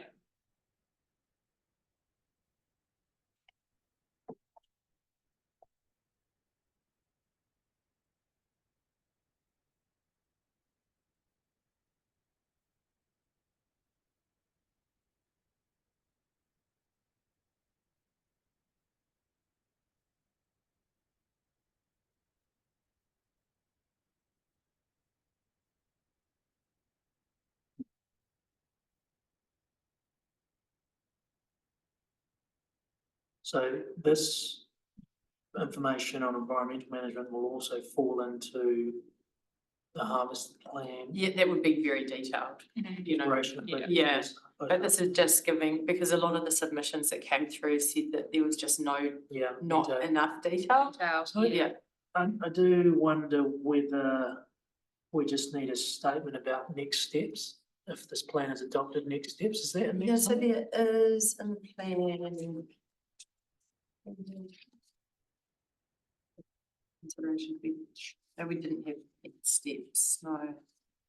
So maybe we put a next step. So once this is adopted, the information will be found in the documents that will come later, which is what the harvesting plan, the environmental plan, trail master plan, pest control plan, every other plan you've got. And I do wonder whether it's, okay, it's not just this document, it's actually backed up by all these other successive documents that are coming. We could add that, I'm just going back through the plan, wondering if there was a comment. This, well, there's the outline plan that has to be Yeah. submitted under the designation. Does it? I think at the start, that's why I'm just trying to, sorry, just going back to a little bit. At the start. Again, it is just a high level. What page?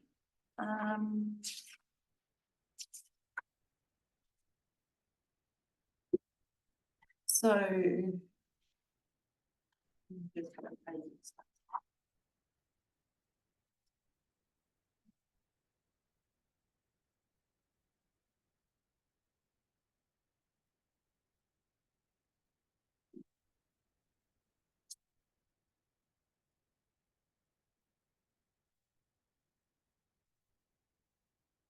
Maybe we, and yeah, I'm just can't find it there. Might have been one of the early versions. Yeah, I didn't find a next steps. No, yeah. I thought we did have something about that. Okay. I think maybe that was in the statement of proposal. No. Oh, I think so that's where, Yeah. actually, I think that's when we were talking about it in there. Yeah, so I'm just looking, so maybe we could Yeah, pull that you're right. through into the right. actual plan. Yeah, yes, that's appropriate. 68 of the hearings report. It's got the statement of proposal. And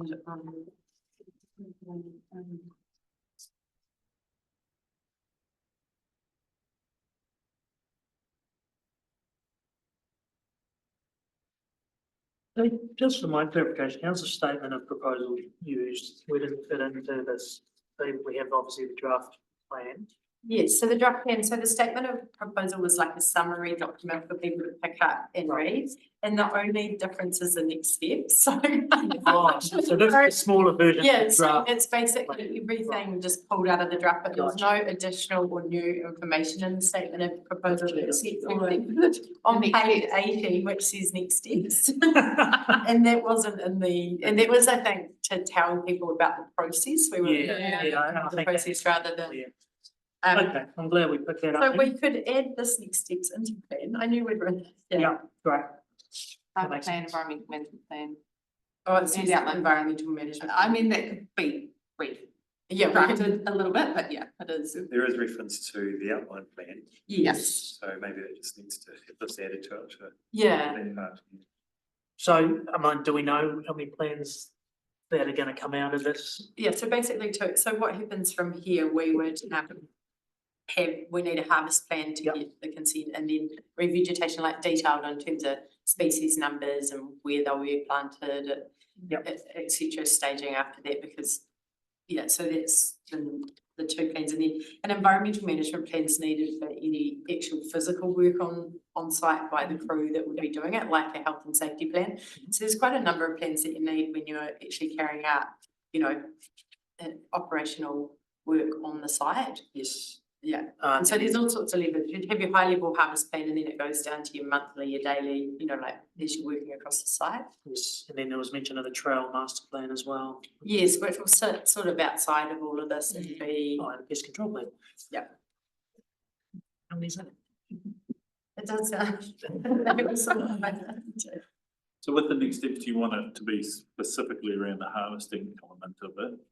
Or do you want it to include a slightly wider thing, including securing the funding in the LTP, things like that? Because I feel like that's. I think that's important that it Oh, actually do you comes do, out. Yeah, that, it's all depending on funding, right? So we can't do anything without funding allocation. Okay. So that needs to be clear that this doesn't go ahead until we have funding. And that's got to come to the next council and the next LTP, right? Mhm. Or the next one after that. So that summary in the statement of proposal talks about the outline plan needing to include the harvest plan and the environmental management plan.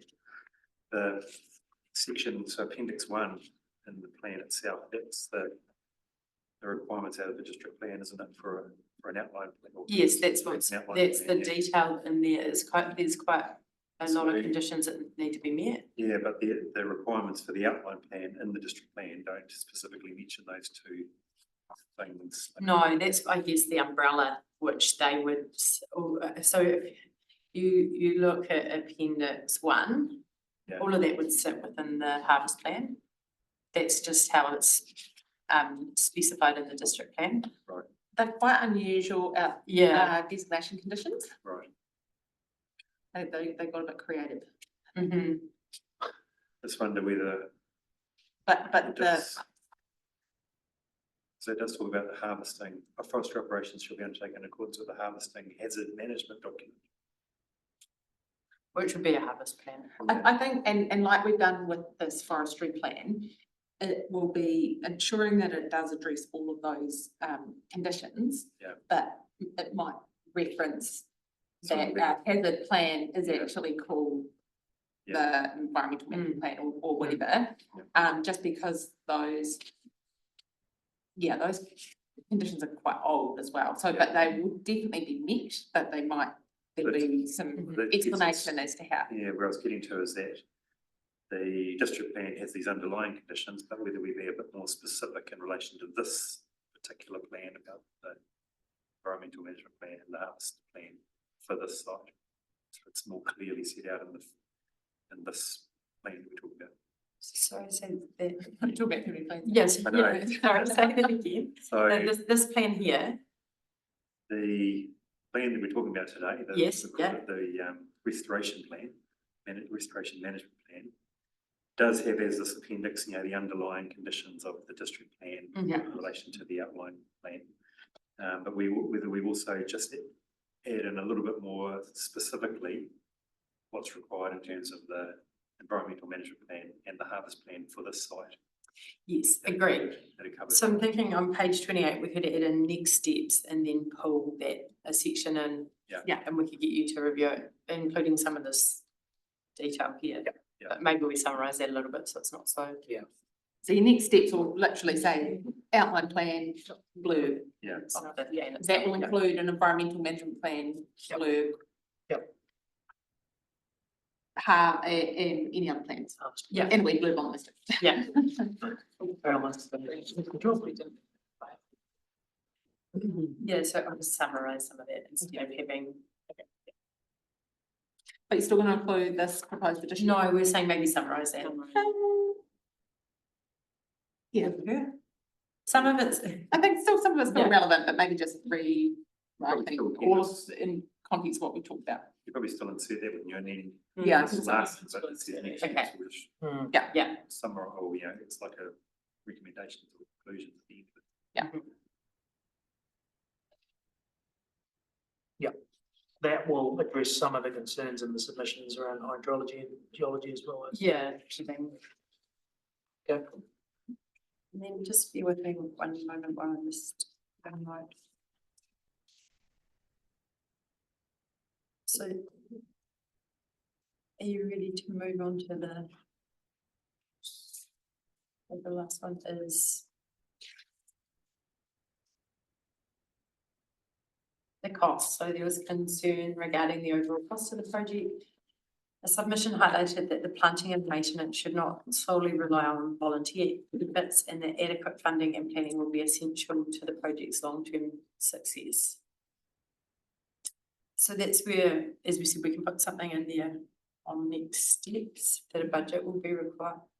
We can put that in there, and then I guess is that proposal, which in the report, once this is finalised to go to council to be adopted, do we add anything in there for council about removal and replanting, or it's just that at a later date? This will be priced and put into the LTP. Did I read somewhere it was 2 to 4, oh no, that was the emissions trading scheme, wasn't it? 2 to 4 years, you got to replant. 5 years, 5 years. 5 years, okay. Oh yeah, 2 to 4 years to 2 to 4 replant, but then they said at 5. Yeah, it's something different. Yeah, I think every time we remove a tree, everyone talks about, well, have you got enough money to pay for the regeneration of that missing tree? It's come up every time that we're talking about tree removal, so I'm just wondering whether it needs some sort of beefier statements there around timeframe and funding. Because the Wilding Group have some funding available, seed funding for this project, so it's understanding how we can work with. Yeah, it doesn't necessarily have to state where the funding's coming from though, it's just. No, that's what I was gonna suggest, is don't keep it a Yeah. bit broad, so there's So- not be other funding opportunities. Yeah. Yeah, we're not gonna waste. If we start removing from a zone, we Mhm. have the budget to do the full restoration on Yeah. that zone. That's sort of what I'm Yeah. getting at, Yeah, And that could come from any sort. a. Yeah. So how do we put that in there to make that a bit clearer? Under next steps, we could do something about budget or cost, and we could say something that any zones or whatever, that obviously a management zone, if we want to use that terminology that's in the report already, and say that any removals must be accompanied by a budget that includes replanting and maintenance for you know, an appropriate timeframe, not just. You might take it away from the Yeah. budget element, but just to say. Is it a business that case for each zone? No, I was more meaning you could say that there's a plan for the regeneration element of it. Yeah. So rather than talk about it from budget perspective, there's a plan for regeneration. Sure. Of trees are removed. Just have to do thinking. So just thinking of that seed funding that WCG has. And their expectation that that is going to be underway. How do we,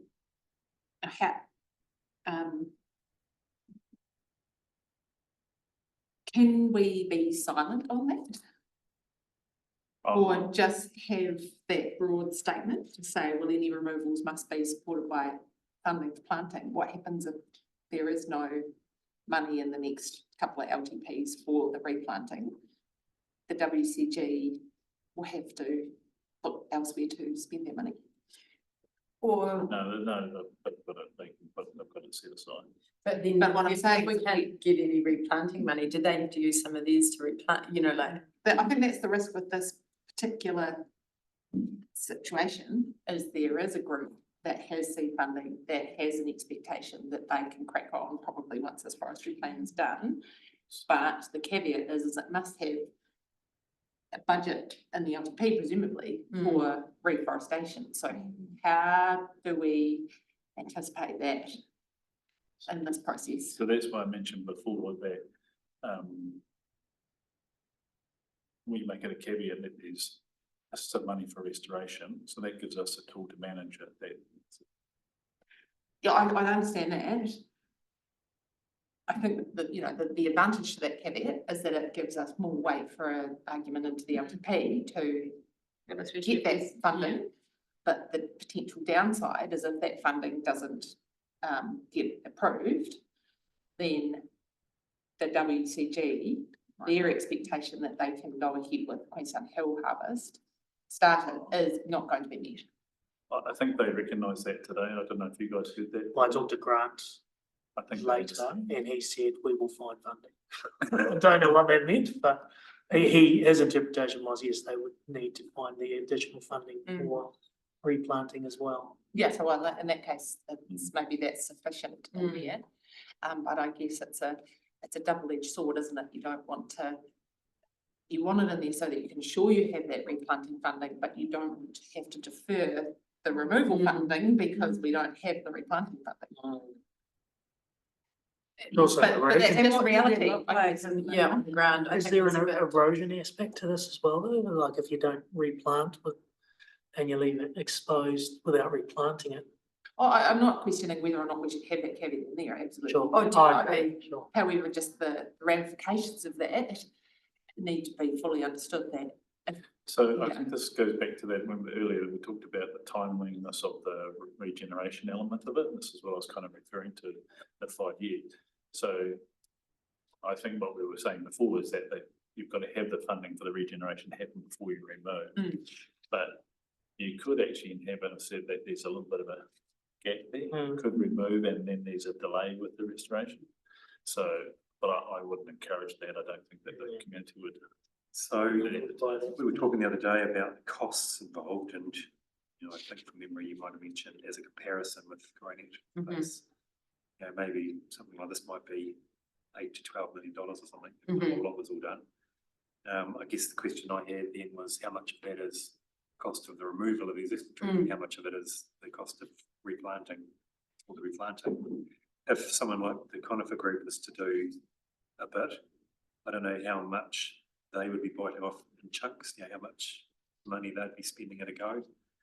So then the question then is, if they spent $1 million on removal, how much money would be needed for replanting of that piece? We need to do a bit of work on that, and I think that's at next stage, but just understanding the return, well, the minimum maximum return on the trees, what that looks like, and that's that sort of piece of work. Just to follow up on where you're going though, Dave, there's obviously a delay between starting on site with a digger and a chainsaw and then, you know, needing to come in with a spade and a whole bunch of trees and plant them. And whether if we're only talking about amounts that could be reforecast or taken from other budgets within an LTV cycle, then maybe that's achievable. Maybe it's not. I don't know. If stuff could be reallocated within a 3-year cycle, rebudgeted. I think there's probably have to go away and do quite a bit of work on this because there's quite a number of things going on. Yeah, in terms of That's what I'm saying is if it's, you know, if it's $5 million, that's quite hard to find in a 3-year in between. But if it's $500,000, maybe it's a little bit easier to find that money from other things that might be delayed anyway. You know what I mean? But I don't know what the values involved are. I also think, while not all trees will be removed, there will be some up there that are, it is important to get rid of that seed source as soon as possible, or else it's just raining back into the areas that you want to replant. So I think that's something that you need to have a look at when you know, you don't just do. What's the MPI costing? It's $1 every dollar you spend. 90.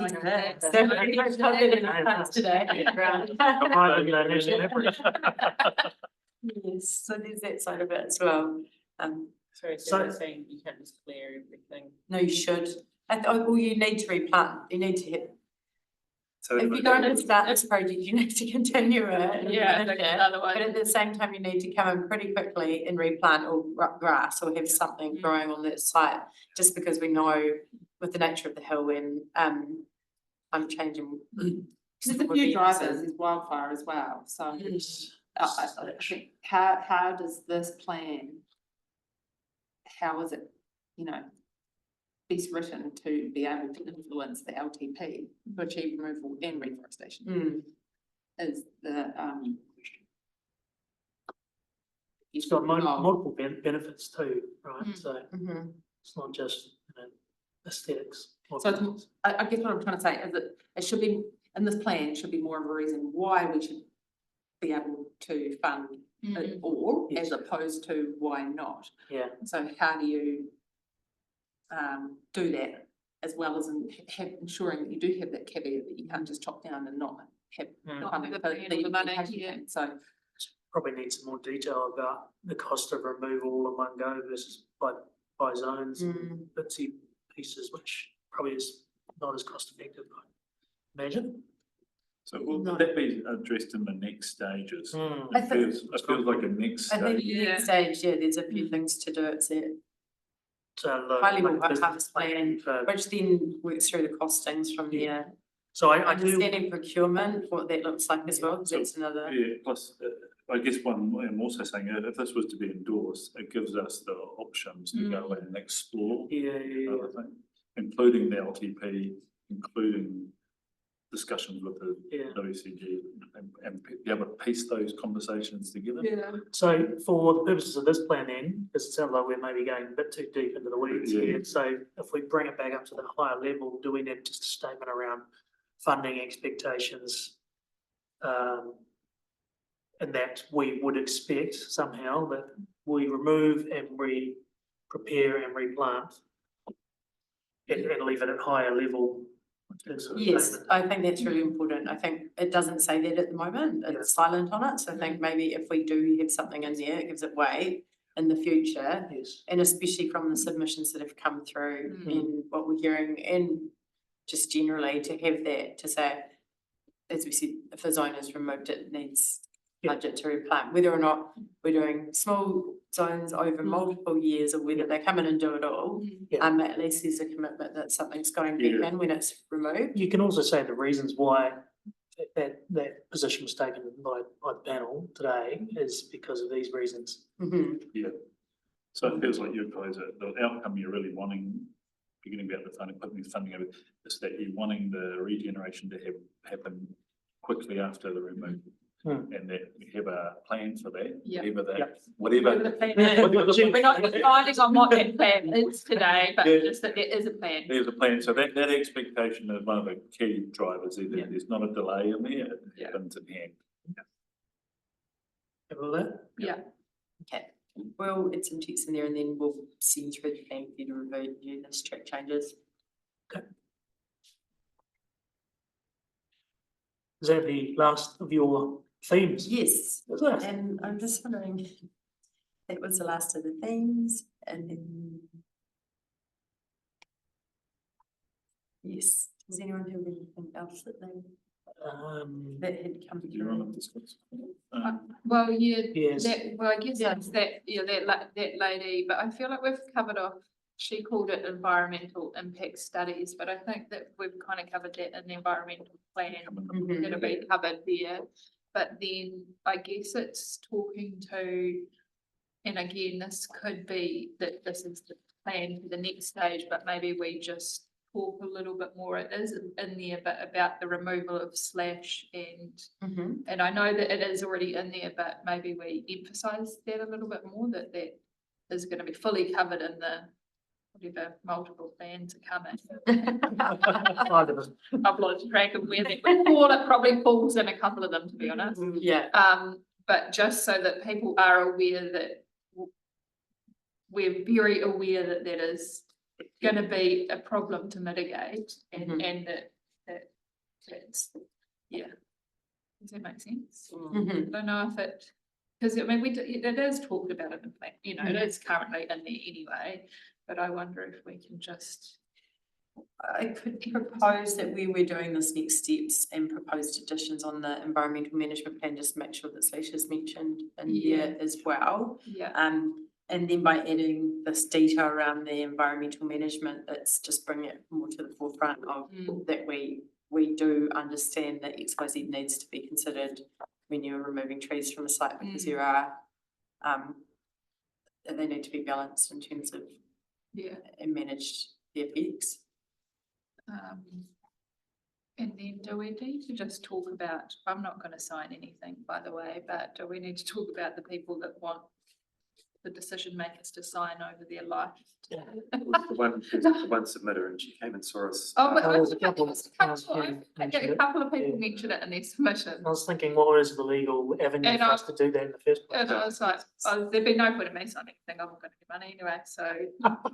So yeah, we said we could defer to the legal team for this. We Oh, know okay, the no, legal we just team asked them a does. question. Yeah, and I mean, they make no comment regarding liability, and Yeah. we can just get a statement back from. Yeah. It is a complex issue, and it's. Yeah, I mean, because I guess if So- it's our land is in QLDC's land, there is some liability on QLDC, or, I mean, I don't know, but anyway, I'm not gonna sign anything personally, just saying. So I think it probably just an ask question to ask Yeah. the legal team Yeah. and we come back to Just that. maybe run bit of past them. advice. Yeah, just, But- yeah. In terms of, yeah, I mean, it does say any individual or organisation supporting this plan should be required to submit a legal liability agreement. They're personally and financially responsible for any environmental. I mean, Six submitted yeah, as well. exactly, the 56 submitters and all the different organisations, But- yeah. Any, I don't know, what other work you've done, but the contracts for forestry removal, that'll include some forms of insurance, you know, public liability insurance anyway. And then, yeah, somebody to comment on, as the landowner, where does it leave the council if anything does go awry? So I think one of the things is even though if you endorse the plan, there's still a number of steps we have to go through to meet all of those. Yeah. So that they don't have no effects, you know? Yeah. So The responsibility. yeah. But then equally as a PCBU of that land, if there's a forest fire which is affecting urban settlements, then maybe those who submitted against should sign a legal document to say that they're liable for not cutting down the forest. So where do you stop? You just quickly print up a document before they leave. We'll sign this, you sign that.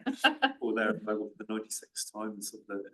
Yeah. I think the intent there was just to really, or probably make sure you guys really think about it Yeah, clearly. yeah, I think you have, I'm not saying, but I think that was the intent of it. Yeah. So would you, we can just go, I'm keen to share this with legal. Yeah, but- and just- Yeah, I think I know what the comment will be, but we can come back. I mean, I think it's just, given that it was more than one person that raised it, and I've no intention, but as long as we've discussed it, I think probably we're all on the same page, but just. Finished on that topic, I just want to touch on emissions trading scheme, which is mentioned in the document. And just for my clarification, there's only 30 hectares in total out of 109 that predate 1990. So what does that all mean? Okay, so that's a Kyoto forest. So basically, when the emissions trading scheme was set up, anything pre-1990, which were a lot of forests around New Zealand, they said we're already counted as our carbon sink. So they were already established pre-1990? Already established. So they were like a baseline of carbon within New Zealand. And so areas, the 30 hectares up there and some, I'm not too sure, maybe 60 hectares on the moment, we're saying that's already a forest. It's counted as a baseline carbon within New Zealand. And then they set up the scheme, the emissions trading scheme, where any new plantings after 1990 could enter the scheme and gain credits as the trees grew.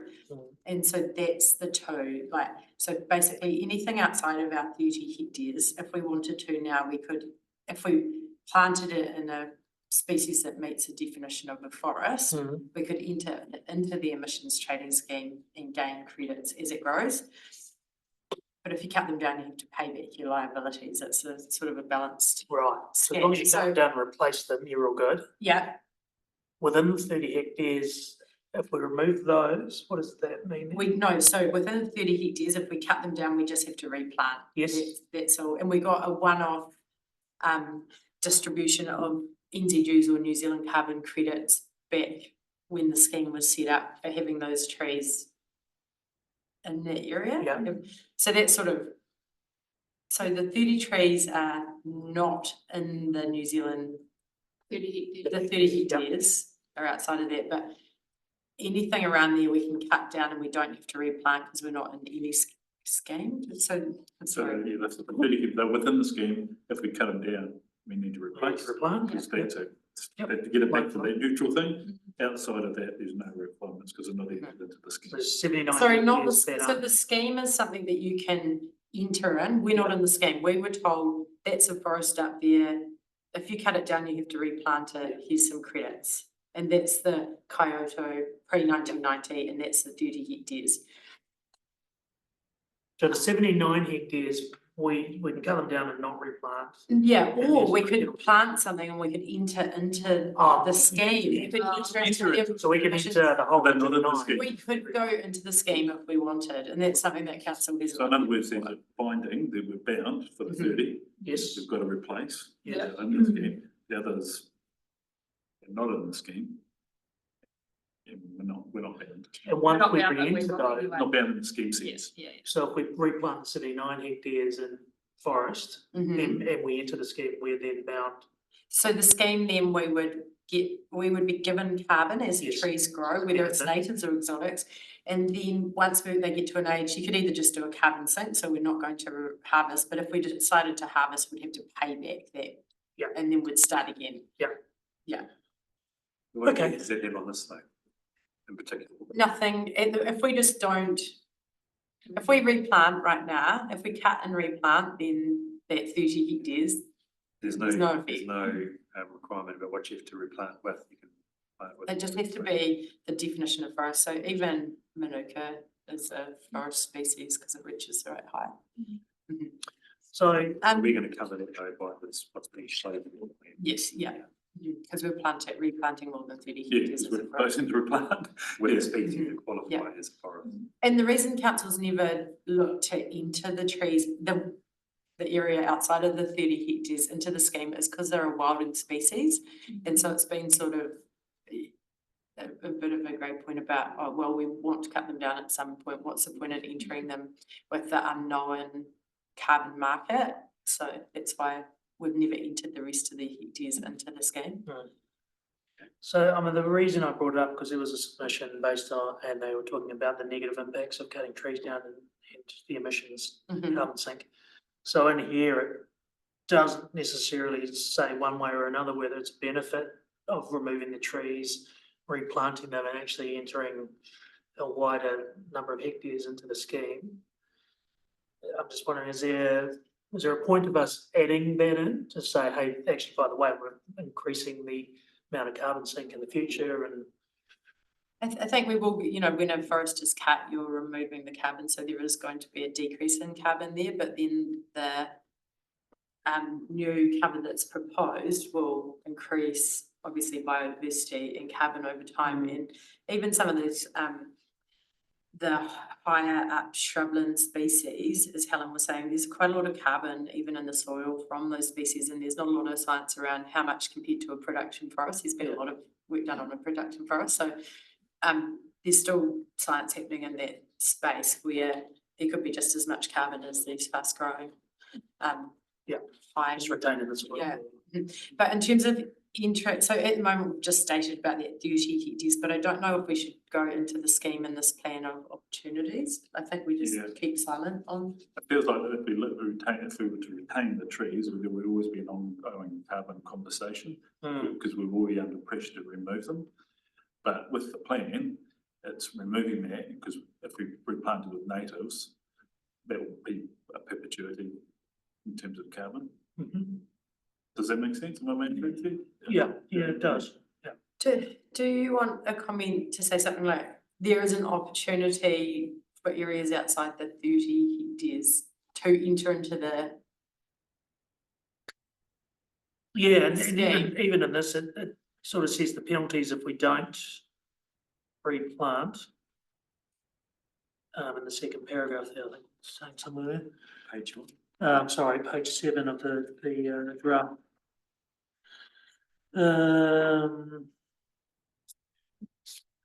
Provided that the site is replanted in 4 years with forest species, they will meet the definition of the forest land under the ETS. But it doesn't really sort of indicate that that is our intention. We are going to replant that 30 hectares. All it says is if we don't replant in 4 years. Yeah, I see what you're saying. Sort of see what I mean? That's sort of taking a negative stance on it rather than, hey, by the way, we are going to replant those trees. What I think you're saying is we need to weave in that we will be replanting Yes, this and it will be back to Yes. carbon neutral. It's just like there's an option here, we may Yeah. not plant, but actually I think the full intent of I think that us needs today to, is, well, I guess that's what we're hearing today, is Yes. replant, yeah, Yeah. so we've heard that consistently, so so. put that in we a need- positive context We rather need than to a reword negative. that. Yes, There's also that comment in that paragraph though that says with a forest species that will meet the definition of forest land under the ETS. Could we just clarify that what we're proposing does meet that definition? Yeah, so, yeah. Yeah. Because it would be easy to read that and think, oh, well, they're not planting pine trees, so it's a lot of forest. Exactly. that makes sense? Yes, yeah, that makes sense. And yeah, I'm not fussed whether you want to put the opportunities of the other 79 hectares or not. Don't worry me. Anyone else have a I probably preference? wouldn't. Wouldn't? So most people will think about that section. Yeah. Why? Maybe I could. So actually, so in that section, what are you, I think you're asking us to convey. That we're not going to be liable for paying for the deforestation obligations. Because we will be Replanting. planting, yeah, so that, yeah, sorry, that's what you, And that our replanting is sufficient to meet the. sufficient to, yeah, okay, cool. Do you, I know, sorry, that was a bit confusing, but the two schemes, the one that it's not a scheme, but we were just automatically entered in, and then there's a scheme. Do you want anything like a? I don't think we need to add anything. No, I think it's more that there was a submitter who said this is a bad thing that we're removing trees. Mhm. Because of this, yeah. Carbon. Right, Yeah. and I think what we're trying to say here is, yes, we acknowledge it is a bad thing in the short term, but long term, it's actually beneficial, more beneficial. Is there an actual benefit to register the other 79 hectares into a scheme? Financially, there's benefits. Hmm. It's a market, isn't it? So Yeah, there's lots of Slow hooks in it as yeah. well, but yeah, Sorry, you were saying. generous. I don't think we need to go into that for this. I don't think. No, should we just? Just like, yeah, like I'm happy with what you were suggesting, but in terms of like more, I don't think we need to do any more in this Okay. area. And, I mean, that could be something that people look at in the future if they wanted to, but I don't Mhm. think we need to offer any direction on that. Yeah, So I think that there was two councillors that said stay silent, would you? no, just, sorry, just stay silent on the 79 79. here, sorry, just on the extra bit. I'm Yeah. happy with the changes that Matt suggested in terms of just Yeah. making it a bit clearer. On the 30 hectares. Yes. So we're all in agreement on that. Yes, yeah. Okay, I think I'm capturing And that. I think we're all in agreement on I 79. think we're all in agreement. Lovely. Right, that was my only. So just, so on there, so I think we might have to go and do some careful thinking, because just hearing the conversation, it's not clear. Okay. So if, what I mean is, it's a complicated conversation. Yeah, yeah, Just yeah, we need to yeah. simplify it, Yes, is correct. what I'm saying, is we need to go and do some, Mhm. Yeah. Yeah. and it might be a case of taking some things out and actually simplifying, Mm. yeah. Any other questions on any other part of the draft? Covered everything off? I've got a couple. So some of them have already covered off, but one or two other clarifications. On page 15 of the report. Of the whole report, talks about the district plan requirements and the designation number 374, and then it goes down at the bottom of the page. The last bullet point is the current forestry plan. I guess this is a requirement of that designation of the district plan. Current forestry plan shall address the following matters. Policies, programs, it says for the re-establishment of production forestry, together with areas to be retired. So under this forestry plan, we renamed to a restoration plan, we are retiring all areas from production forestry, aren't we? Yes, Yeah. that's what we were Yes, but it's not going to be stated in there, we've just said not production now, and the key objective, but if you want further clarification Well, on that. I guess, But I no, guess in it terms of, wasn't a production forest in the first place. was it? No, no, So no, it's, but it's sort of. so we're not really retiring anything, Under the because it district was plan, never a so- production forest in the Yeah, first I place. feel like they've engaged a forestry expert to write these designations. So I guess the question is, this plan, the restoration management plan, is quite clear about that, but is there any obligations to meet the district plan requirements to satisfy those conditions? yeah, so that one there, we don't have to because we're retiring it, but there are other conditions that we would have to meet. So, when Jamie Yeah, and I because the went outline through it plan. out, through it all, Okay. yeah. So what I'm asking is, do we need to specifically or explicitly state in here that we're retired to meet this district plan requirement?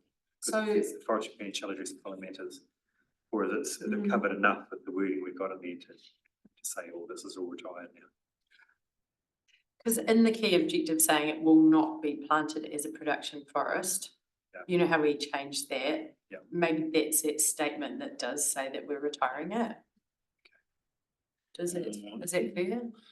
It's just a question for you guys. to I think mean, about. you could almost put in a table beneath this, which just, well, turn this into a table and state these are the conditions, and this is the comment on how these have been addressed. Because guess- it is, we are trying to fit a square peg in a round hole a little bit with these conditions. I suppose what I'm wondering is, whether, well, the question I've got is, does it need to be more clear in the restoration management plan that these areas are retired? Do we need to use that word retired in there to meet this district plan requirement? Well, we definitely need to explain that to the regulatory team. Whether we do that in a cover letter where we put a table to say these are the conditions, these are how they've been met, or whether it is more explicit in this plan. Yeah. Because that will be the next part of the outline plan and sign off to, and act the designation to do the forestry is that team needs to make sure we've met all these conditions. So we do need to demonstrate that to them, whether we do it in this plan, to be really clear, or whether we do it in the outline plan is, or we could do it both. I think that could be quite easy to just update or to add an explanation to state how we meet in each of those. I think hearing that, I think the answer is that there's other ways we can address that. So Yeah, without Yeah, changing the without changing document that the- we've notified, yeah. Yeah. I think that maybe the. And there's enough in the plan to support that, I think, like to support. Yeah. Outline plan to say it's not. My next question was on page 21, the paragraph on topography. I just think the final sentence of that's got a couple of typos in it, I'd like to just check that when you're going through it. The final sentence of what, so topography? Of the topography paragraph, says the highest elevation within the reserve is 670 metres, the site is and features scoured. I think there's just some extra words in there, potentially. Site features, take it as an and, is it? Maybe this and site features scoured, but then it says many bluffs, gullies and rocky outcrops, so just maybe just. Yeah. Just check that one. You have that as an overall comment. Yeah. Checked on this. 22, the map on the catch. So this way, the check the sentence is checking the wording, Yeah. not the height. Grammar. No, Not just the the wording. that- grammar. Yeah. The map on page 22, are those dark lines, are they the boundaries between different catchments? Is that how that works? No, Little strands. they're streams. They are. So do, I thought the blue lines were streamlines Streamlines in blue, on the legend. or is that the main stream coming through? they're the main ones. Coming through and. Do we need to just put an extra line and a little extra thing in the legend? Yeah, they're black on the map, but blue on the plan, which is a bit confusing. Well, there's No, not- no. Blue lines there too. There's no key. for I think black. they're the actual catchment. I think they That's are. what- Yeah, they are Yes, the yeah. catchment, so Boundaries between. the everything from the blue run into the, Yeah. so we could add, We we could add a note about that. Add a key or. Yeah, So they are the boundaries between the different catchments. yes, boundaries between the catchments. Okay, cool. 43. Page 43. I think it's 43. Yep. Paragraph 10 at the top there. And I think this is an appendix 1 as well, so it's also taken from another document, potentially from the district plan designation, but it says in there that final second to last sentence says batters must be rehabilitated as soon as possible and no less than 6 months following harvesting operations. I wasn't sure whether that's been directly taken from that other document or whether there's a typo in that. It was directly taken from the district plan. Oh, right. Oh, should it have said no more than 6 months following harvest operations? Anyway, if it's directly from there, then there's no need to change it either. Yeah, direct, it was just taken from the. Just seemed odd that it says as soon as possible, but then gives them a minimum time after which you have to do it. Sorry, what are you saying? These batters must be rehabilitated as soon as possible and no less than 6 months following harvesting operations. I think they were meaning. I think that's probably a mistake. No more than 6 months. We can double triple check that. Yeah, I think you're right, that the wording in within 6 months is Yeah, it has to be clearer. done. Yeah, so we can change that. But that is just. But- that's Oh, from the district plan, so we just. So that's my question. If Yeah, you we- take it straight from there, yeah. and you don't need to change it Yeah. here. The district plan might need to be. Which is probably harder to get Yeah, than us, we'll to let be you know. honest. We'll let them know. I believe he's a reputable operator that, well, landowner. No, that was all the queries I had. So, I mean, I had other things that I listed through, but we've gone through all of them really. All the main themes that you've brought up, so. The last one was, and already mentioned it before, and you've said years, those final 2 submitters, Helen McPhail and Sarah Rose Brown, they had suggested a lot of little tweaks and edits, and the documents said you'll go through and just make a few adjustments based on their feedback. We can give you, we've summarised the changes that we've proposed in there, and then we've changed the document, so we can add that into the minutes. Should we just add the changes that we made? Yeah. Did you want to confirm them or? Good. It's probably There's quite a few for me to read from. Yeah, you don't think you need to read them, I think. Yeah, Yeah. Happy to read them. Yeah. One of the things of the first Yeah. one that you did, yeah. So we'll get a copy of that document Yeah, anyway. well, I'll do that into the minutes that we, yeah. That's it for me.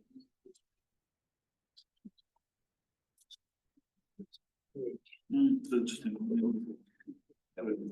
Is it? Oh, it's much different. As soon as possible, then no lease then. So you're right, should be saying more than. Oh, Alright, yeah, oh, we'll change it. Yeah, no, I'll fix it up, but we just not as is. Okay,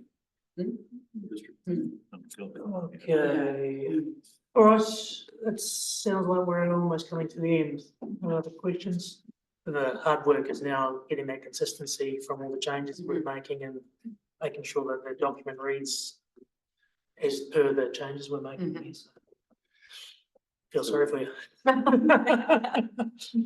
So we need to, We've got to, yes, got to make a resolution for the hearing. So there it is up on here. We will probably need to make, oh, you've got with changes already, so you've needed that. Yep. And then the only addition I would probably have at the bottom is subject to final review by the panel. Somewhere in that number 3, if you haven't got it already. Because staff will be heading away, making some changes, and then we'll just have a copy to share and have a look at the final draft.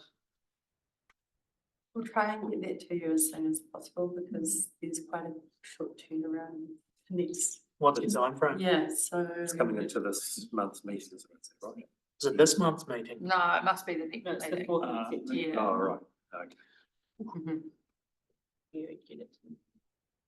We can get it to you by the end of the week, Wednesday, maybe we can. So when do you need to be Brilliant. And finalising? then I'll just bring up the time frame, so. What about the cost resolution around the replanting? You said there was one for Corona Forest. Oh, yeah, I could bring that up. Is that what you were suggesting for this as well? This is booked for the 4th of September full council meeting. So And 4 weeks adoption of the before plan. that, Oh, you need it done 4 weeks before that. It's the, that's the date of the report. It's the meeting and the voice. So that's 2 weeks. So if you got it. So what was it, sorry, John?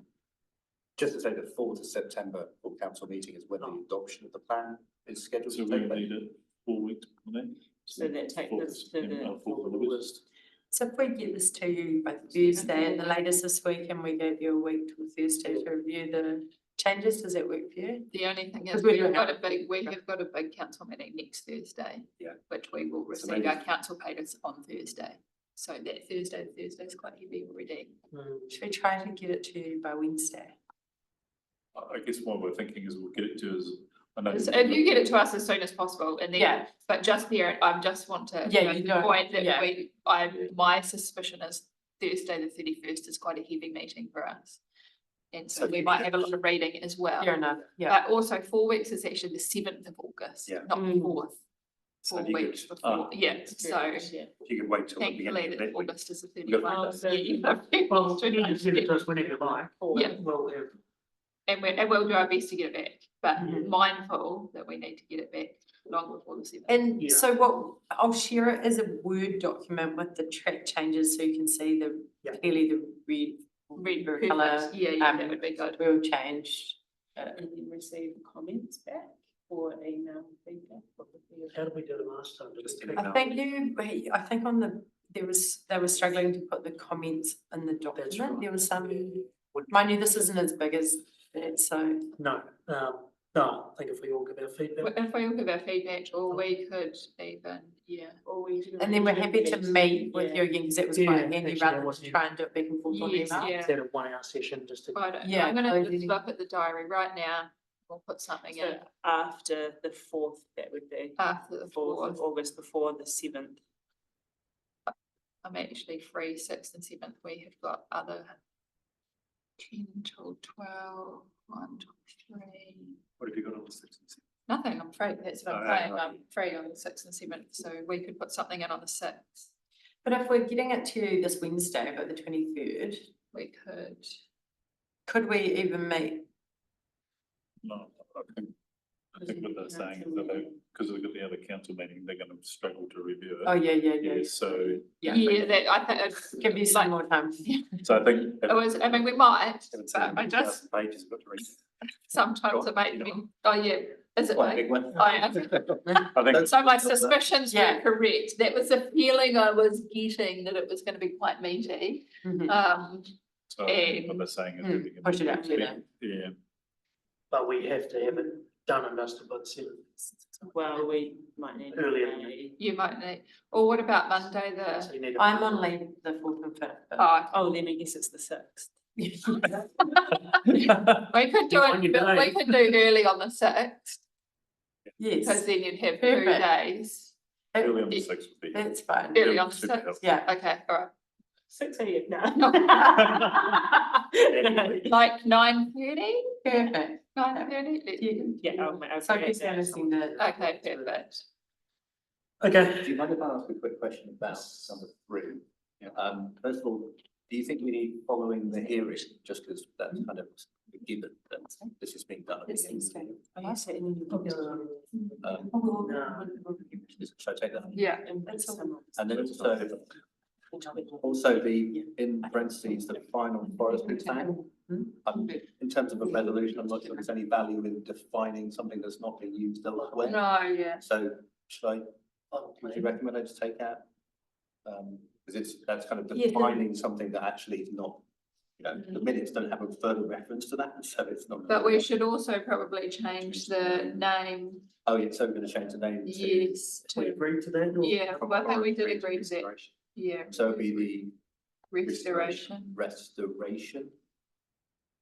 Is that okay? Mhm. Oh, yes, yeah. We've agreed to Definitely. that. We Yeah. agreed to that at the start, yeah. There doesn't need to be a recommendation that addresses the fact that you're changing the name, that's just gonna be. That is just one of the changes that, Yeah. So what do we call it? Queenstown Hill Restoration Management Plan, Reserve, Queenstown Hill Reserve Restoration Management Plan. Is that right? Yeah. I can read that to you. And my only thought was just Oh, about, it does make an RMP though, for that's. Oh, does it? oh, As in literally RMP instead of FMP, if we were to review. RRMP. TTQ. Thank you, RRMP. Abbreviate it to- We're not gonna be able to abbreviate that, we've run it the whole lot every time. Do you think? The abbreviation is the same as RMP. Forestry management plan. But, Oh, the process. Yeah, we've changed the name of it. yeah, just to clarify that this is in fact a change of name to the plan that was Put in brackets, formerly known as the forestry. Oh. Simple. I mean, it could The be, joys of working in council. it could be, for example, a separate recommendation which says recommend to change the name of the Actually, yeah, go away. draft to It's quite a this, critical piece, I guess. and then the last recommendation would make sense because you'd be clear what you were referring to. And then Yeah. in fact, it's like, I think for anyone looking at it later on, I'll leave it, to look at it. I mean, something like, recommend to council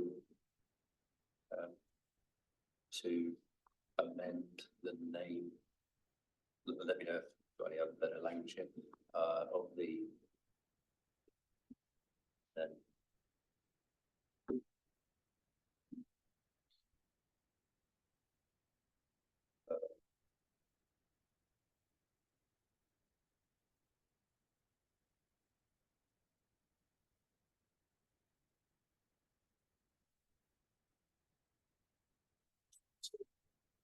The first one, forest. That was the original. Hill Reserve Forestry. Reserve. So Yeah, forest. you've got forestry, as sorry. reserve forestry. So, he- Oh, yes. Forestry. Remove forest. Reserve. Forest. It's great when you've got a whole audience of people watching you talk. It's amazing how you can't see something that you can spot it. You know?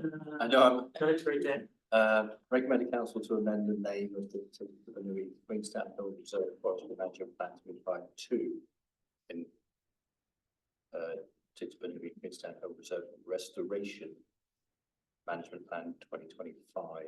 Yep. And that's Do we need to have a draft there anymore? or not? well, it's both. Well, it'll be the final plan that's got that name. Is this a draft? But we're looking It's a at. draft at This the is the moment. draft. This This is is the the draft. draft, We're changing the draft. I've just changed. but So do we need the word draft in there? would I put draft and final? Or, because if both of them want to change. Doesn't matter. I don't care I think if it it- doesn't, but.